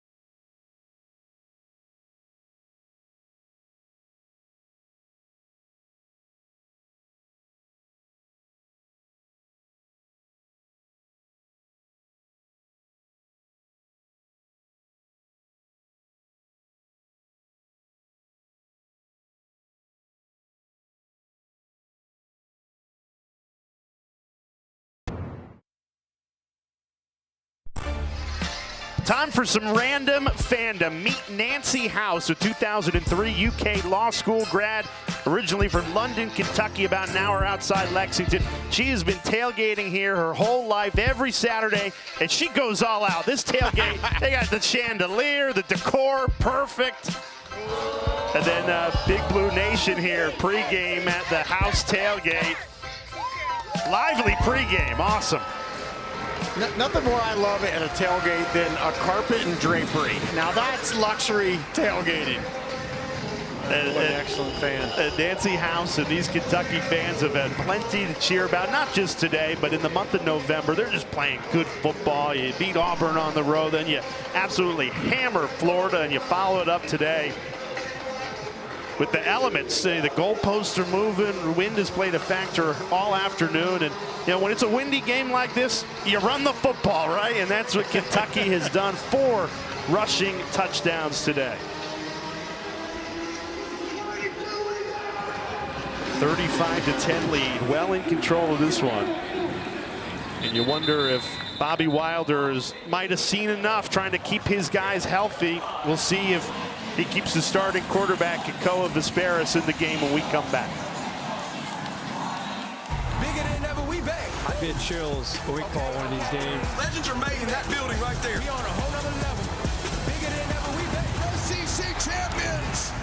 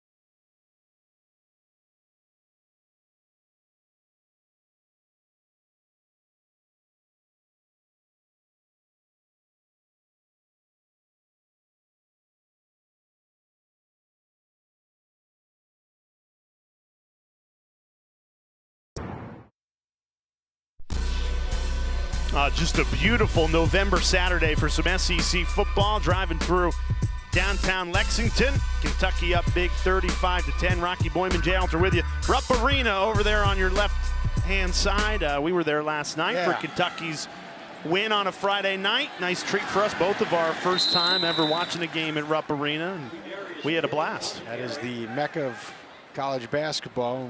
Yeah, we were fortunate enough to catch a game last night.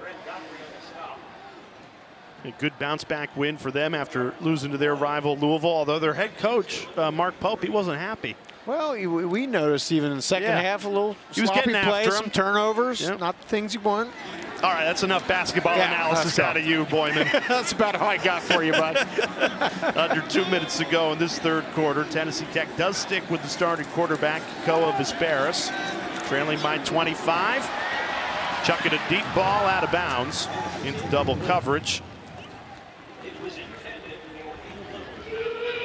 Brings up 3rd and 2. Yeah, it's really about the only shot they've taken all game. It's been a lot of running, a lot of Visperis scrambling around, and he's done a good job finding open guys. Well, head coach of Tennessee Tech, Bobby Wilder, told us when he felt this game was out of hand, Visperis would come out. He said he had 2 depth charts for this game. One if we're hanging around, one if we're out of it. He must feel like his team is still in it. Down 25. I think a lot hinges on this drive and, frankly, this down right here. 3rd and 2. Visperis throws. It's caught. First down, Tennessee Tech. Maury Sullivan. He's made some big catches. That's his 5th, and it goes for a gain of 11. Yeah, Maury Sullivan, nice physical receiver, coming right underneath. Little slant route. Visperis, we talked about his accuracy, one of his best qualities. Perfectly thrown ball. Quick hitter, well defended by Kentucky.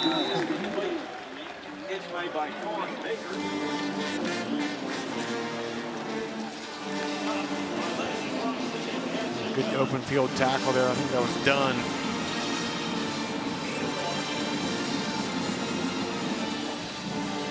We haven't gotten the tight end Brian Courtney involved here in a little while. Yeah, he's just got the 1 catch, and it's for the touchdown. Yeah.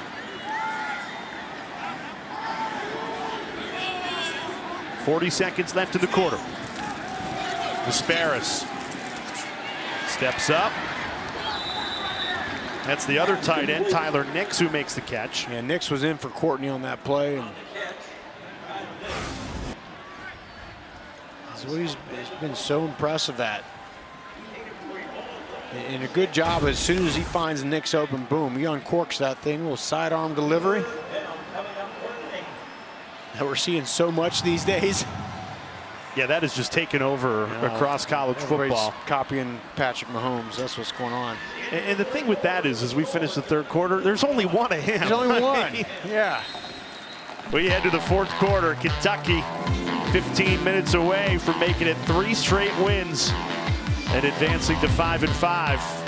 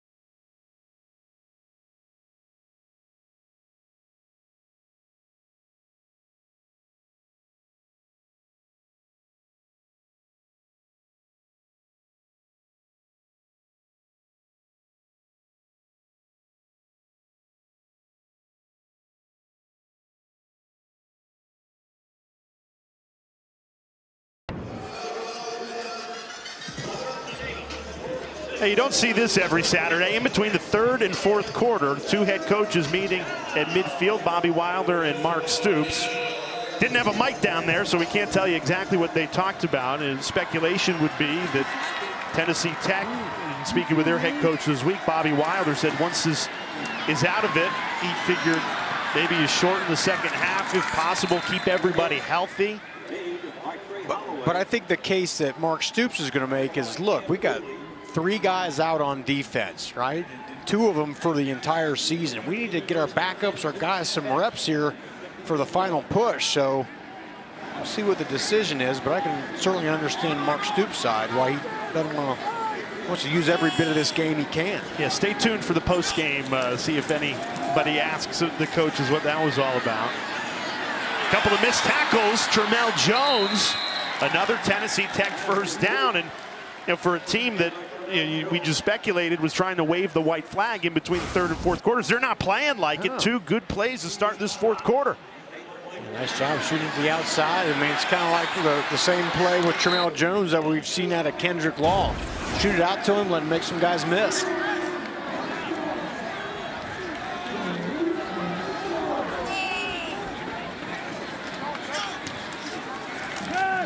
Disparis throws. Trey Holloway couldn't come up with the catch. That was a tough throw as he's turning back away from it. Yeah, Disparis just missed him there. He got some pressure off his right side.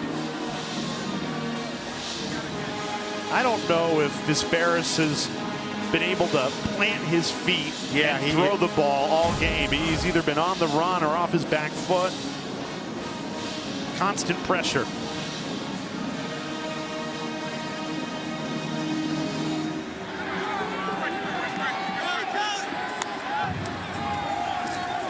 Disparis checked down over the middle in the safe hands of Maury Sullivan, who's the leading receiver today. Tennessee Tech has showed that they have been a 4-down team when they get down to this part of the field. So 3rd and 6, but probably have 2 cracks at it. Yep. Like to pick up a few yards here. Kentucky's kind of packing it in. Pressure comes, batted down at the line of scrimmage.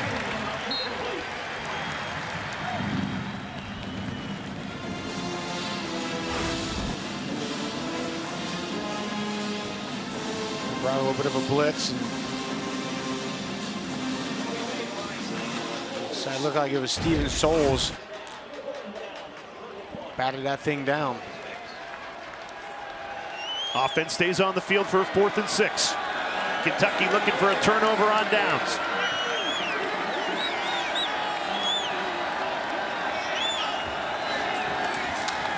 Pressure comes. Disparis trying to escape. Rolling left. Hit as he released it. And that's a turnover on downs. Grant Godfrey was in hot pursuit. And it'll be Kentucky ball.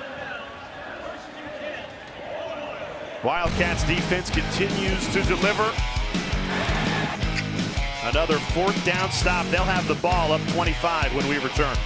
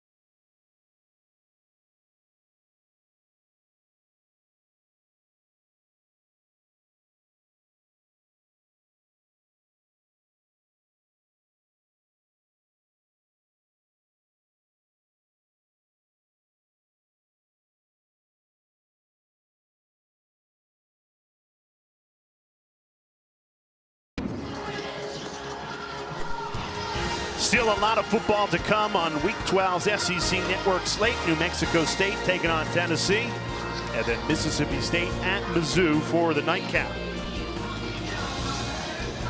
Don't forget SEC Network College Football Final. We'll follow that. Plenty of SEC football to talk about on what feels like a critical November Saturday. You got Texas, Georgia, Oklahoma, Alabama, and how about Texas A&M coming back from 30 to 3, down 27, and they end up winning it 31-30. That's what great teams do.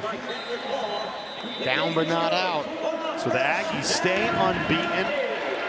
Official timeout for an injured player. They inch closer to an SEC championship appearance. Just 3 unbeaten FBS schools: Ohio State, Indiana, and Texas A&M stays unbeaten.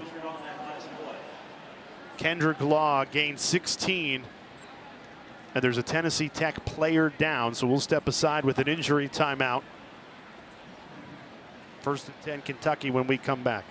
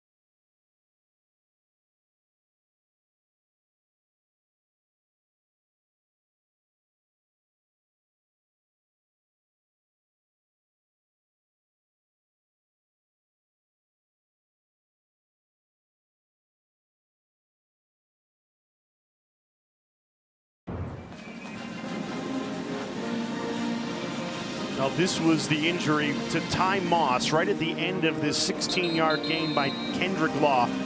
Moss is number 1 in white. You can just see that ankle get rolled up on. But the good news is he did get up and walk off the field on his own power, so that's a great sign.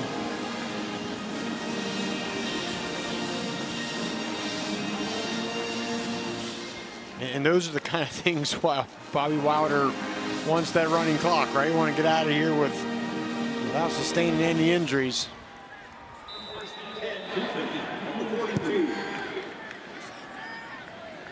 So 1st and 10 after the injury. Free play here. Tennessee Tech jumped. This will be a free 5 yards coming.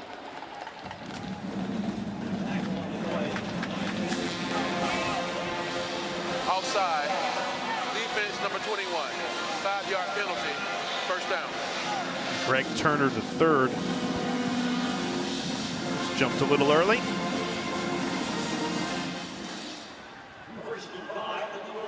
And you are seeing some, different guys out there on defense for Tennessee Tech. And they've got their conference championship game for all intents and purposes next Saturday against UT Martin, and then the FCS playoffs will begin. I don't see Theron Gaines in there, their best linebacker. So Bobby Wilder certainly rotating in some guys and trying to get out of here as healthy as he can with his starting unit. And Mark Stoops still has his starting offense out there looking to put up another touchdown. Been another impressive display after they put up 38 on Florida. They got 35 here into Tennessee Tech's territory. The broken tackle. Here's Dowdell. Went for the half hurdle there after a big gain of 20. Yeah, he went for the hurdle, and then I don't know if it's there. A nice look at that vision. And he's stuffed and sees some daylight off to his right, and then hits it.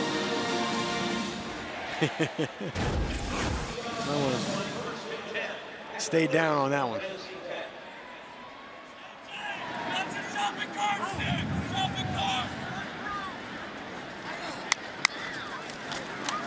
Play action.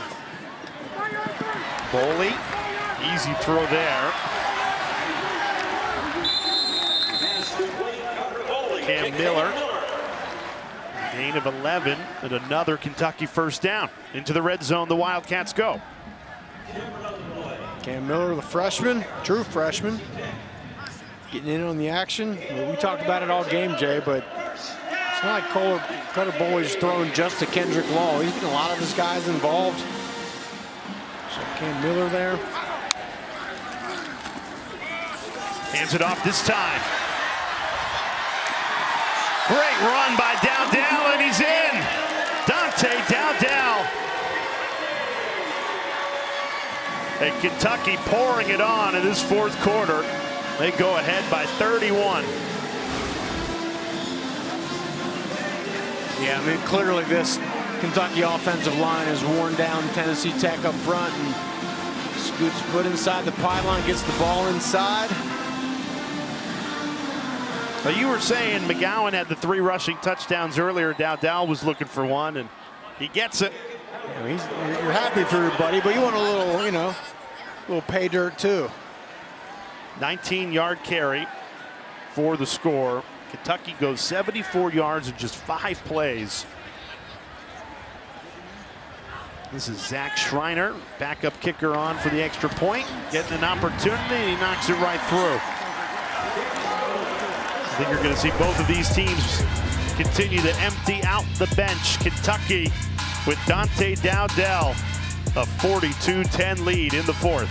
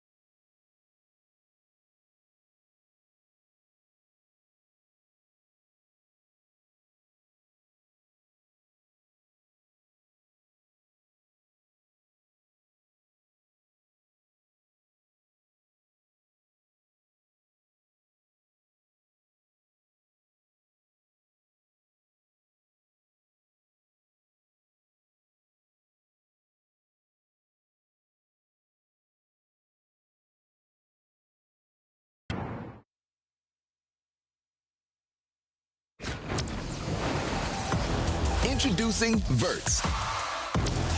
Swipe for news and highlights. Now available on the ESPN app. Well, Kentucky up big, 42-10 in this fourth quarter. Tennessee Tech about to have their nation's longest active win streak, 15 games that they have emerged victorious. That streak about to be snapped. Meanwhile, Kentucky, they're going on a bit of a win streak here in November. 10 minutes and change away from making it 3 straight, advancing to 5-5, taking care of business against the top FCS opponent today.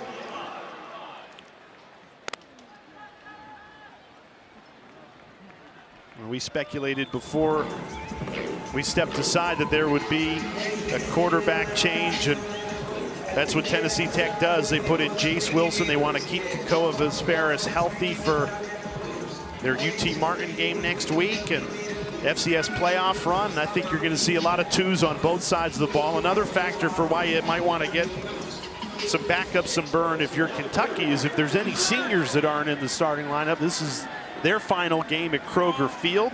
Next 2 games on the road at Vandy and at Louisville, so an opportunity to let them make one last play here at home. Yeah, a bunch of seniors, some that have been here for 4 years, some that have been here 6 months. That's kind of the nature of college football. Nonetheless, Mark Stoops wanted to honor those guys, those upperclassmen. You know, and as much as, and for good reason, attention has been brought to Cutter Boley and turning this season around in the second half surge. I think it takes a strong senior class, good leadership group to keep everybody believing when you go 2-5 in your first 7 games. Ball's out. Tennessee Tech falls on it. Cam Dooley pried it free. He had an interception earlier. You're right, Jay, and a lot of those seniors on that offensive line.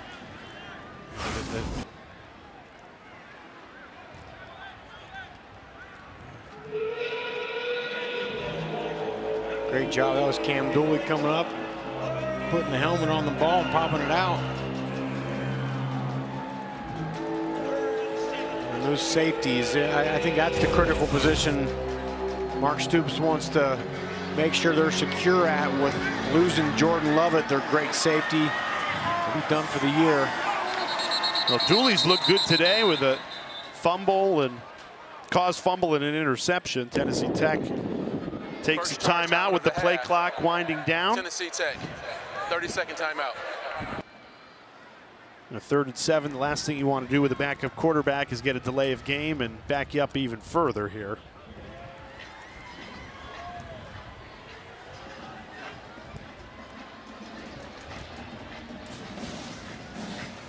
Well, the seat has certainly cooled down on Mark Stoops. You mentioned that 2-5 start, and you know, everyone's going to speculate, is a change needed for a guy that's the winningest all-time coach at Kentucky? And I think his seat is safe. But here are the coaches that were terminated in the middle of this season.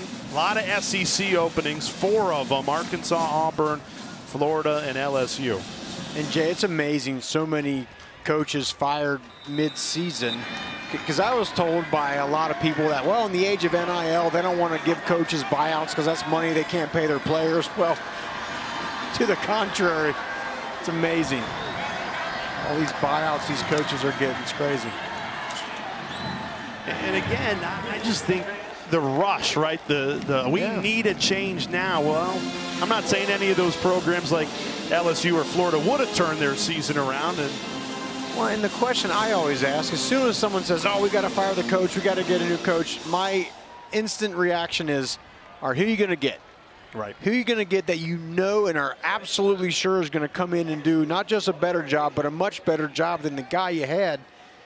And if you can't answer that question emphatically, you should rethink your desire to fire that guy. It certainly, as Kentucky fans can attest to, Florida didn't look any better without Billy Napier. Right. They got crushed here, 38-7.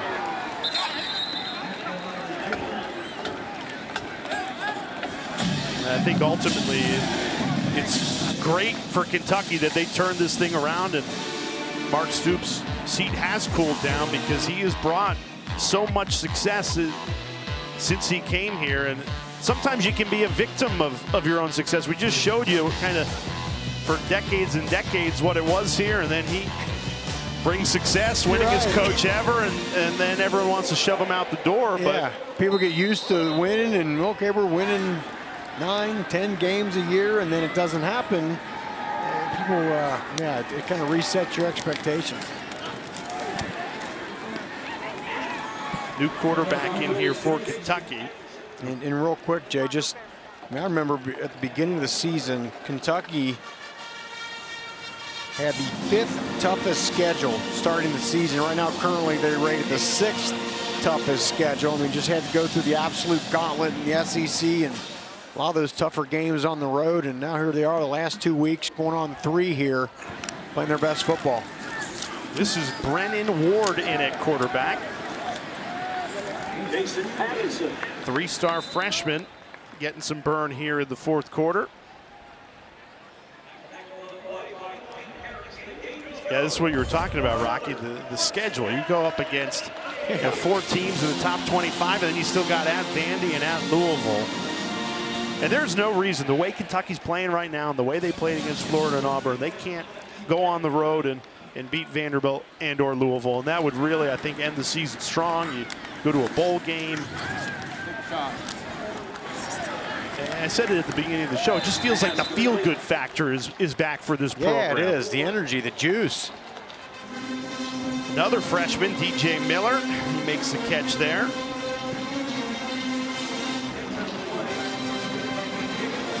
Interesting that Stoops has gone to Ward here instead of Bo Allen or Zach Calzada, who on the depth chart at least, you thought those two were ahead.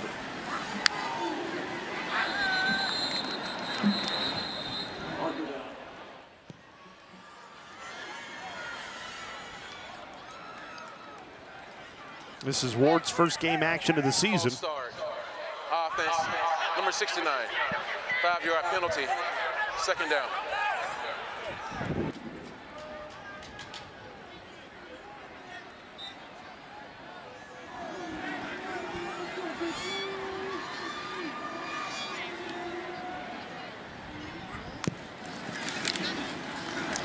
Keep it on the ground. This is about running this clock out, and both teams probably feel that way, right? Tennessee Tech just looking to get home healthy. Kentucky 7 minutes away from extending this win streak to 3 in a row.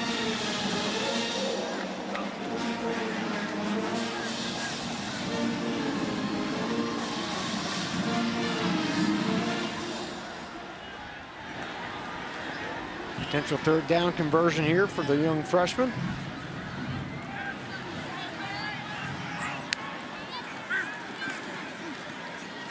Deflected right at the line of scrimmage. Couldn't get it out cleanly. That brings up 4th down. Kind of no man's land here if you're Kentucky at the 44-yard line, 4th and 6. Leaves the offense on the field here. Cutter Boley exits this game only 3 incompletions, a rushing touchdown, a passing touchdown. Couldn't have asked any better from him. Now his backup, Brennan Ward, fellow freshman, trying to convert on 4th and 6. Runs left, throws. Great catch. DJ Miller, another freshman. He's showing some flashes on this drive, gain of 13. Yeah, a lot of folks real excited about DJ Miller around here, 6'3", great size, and this is what you want. The ball can't be on the money every time. Do you have a receiver with a big catch radius? Contorting his body around. Nice pickup.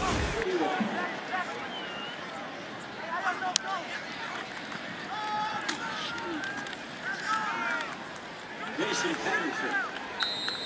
6 minutes remaining. It is the Kentucky second team offense is getting some work here. I just keep staring at the Cutter Boley stat line, and I think back to the run where he just completely plows over a defender for the touchdown. That is a program-changing quarterback, a Kentucky kid. You know, defense has played a lot better, and the supporting cast has as well during this win streak. But you know, even after this season is over, Rocky, you got something you can tangibly look to and build on. You absolutely do, Jay. But look, there's no turnaround that happens without your quarterback play getting better. It just doesn't happen. He's significantly elevated his game. And pass interference. Defense, number 3, 15-yard penalty. Automatic first down. Let's get another look at that cutter bully run. Yeah, if you missed this earlier, these are the intangibles, right, Rocky? Yeah. And right there's some quarterbacks that they just go out of bounds. Okay, get the ball on the 4-yard line, no big deal, but he lowers his shoulder. And what that does to the rest of your team, the offensive line, but my experience, particularly the defense. I mean, they're like, man, we're gonna, the guy leading the helm here, it's tough. He's a gamer. It's funny, I asked defensive coordinator Brad White about that, and he was like, yeah, I mean, our defense is playing really good, though. I mean, it's awesome that Boley's been so good. Yeah. And it is a team effort and complementary football, but don't take away that the defense held 2 SEC teams to a combined 10 points. No, I just mean from an excitement standpoint, totally. It kind of permeates throughout the whole team, yeah. Yeah, everyone has felt the energy shift in the last 5 weeks. That should have been a touchdown. Miller just couldn't quite hang on. Would have been the first collegiate touchdown for Brennan Ward. Nice throw by Ward. Fits that thing right in there, right? Good doing throw. The triangle.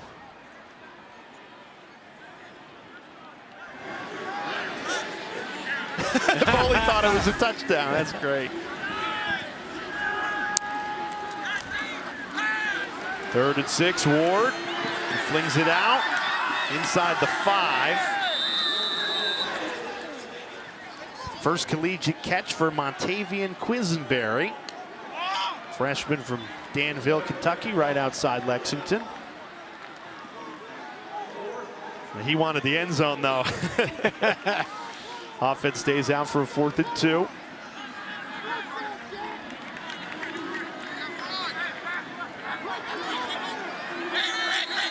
Kentucky been excellent on 4th down today, 3 for 3. Tennessee Tech takes a timeout. Second charge in front of the half.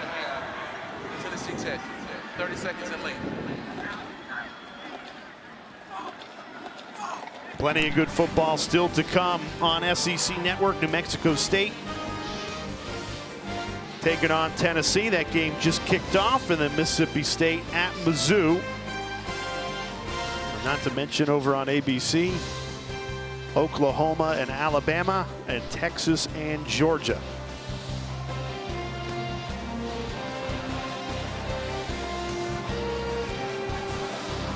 Well, you couldn't have scripted this one much better for Mark Stoops. Offense looked so good.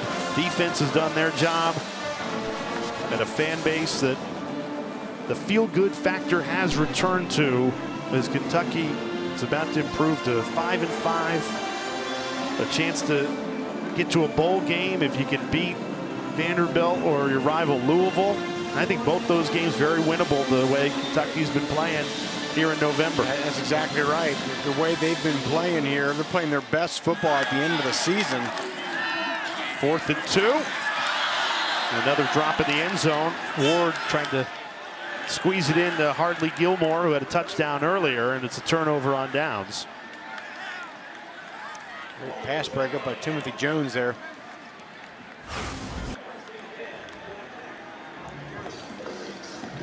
Slant around trying to get him to come underneath. There's a little behind him. Like to have that ball, should have hit him right on the 7 instead of outside the 1.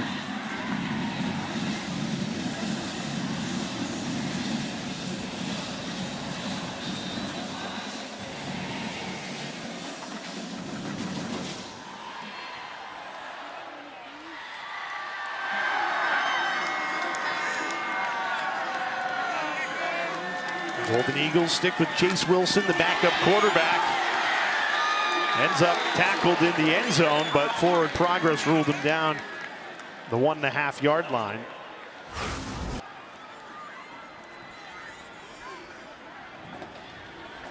Great job. Aiden Dawaher coming up, backup linebacker, filling the hole.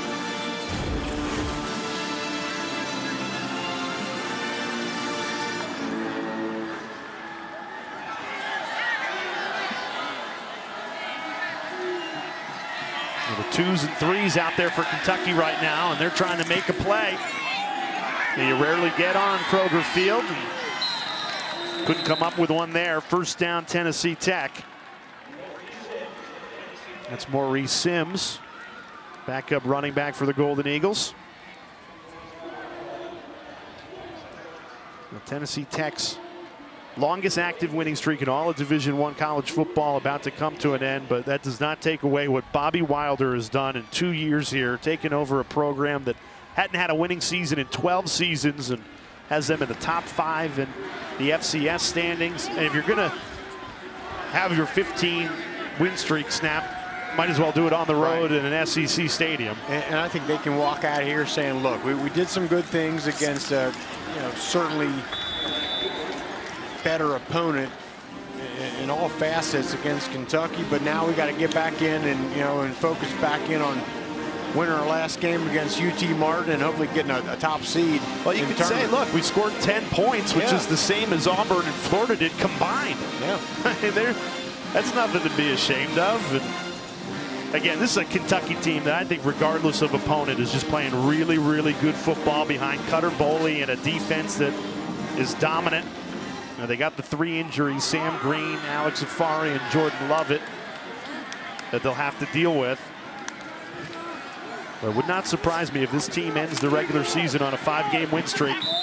So there'll be 3 games into it in about 2 minutes as we go to the 2-minute timeout.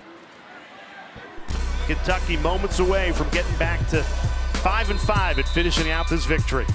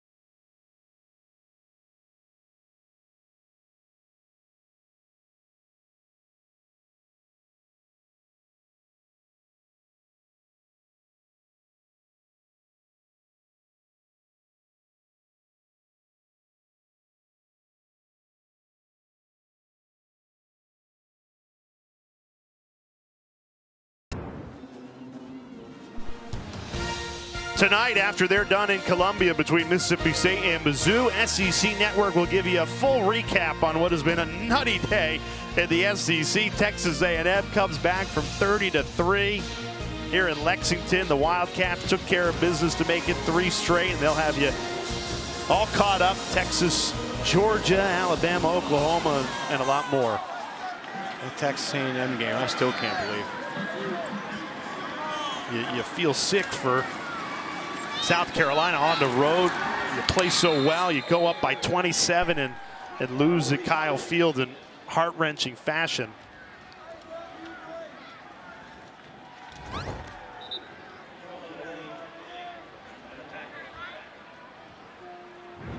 That was one of the early season losses for Kentucky. They went at South Carolina and lost.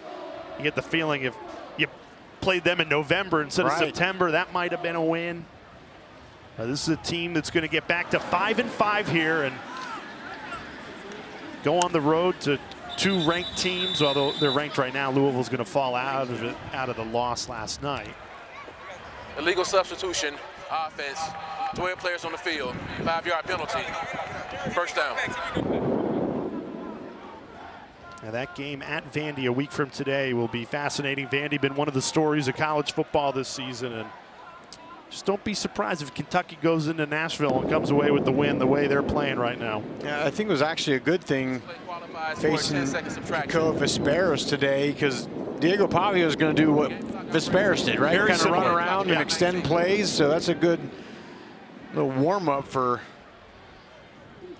going against Pavia.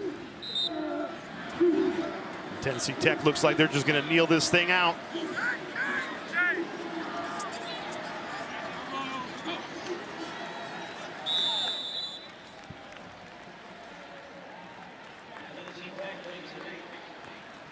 What impressed you most about Kentucky this afternoon? Well, I was impressed with Cutter Boley for sure. You know, he's continued, had another great performance.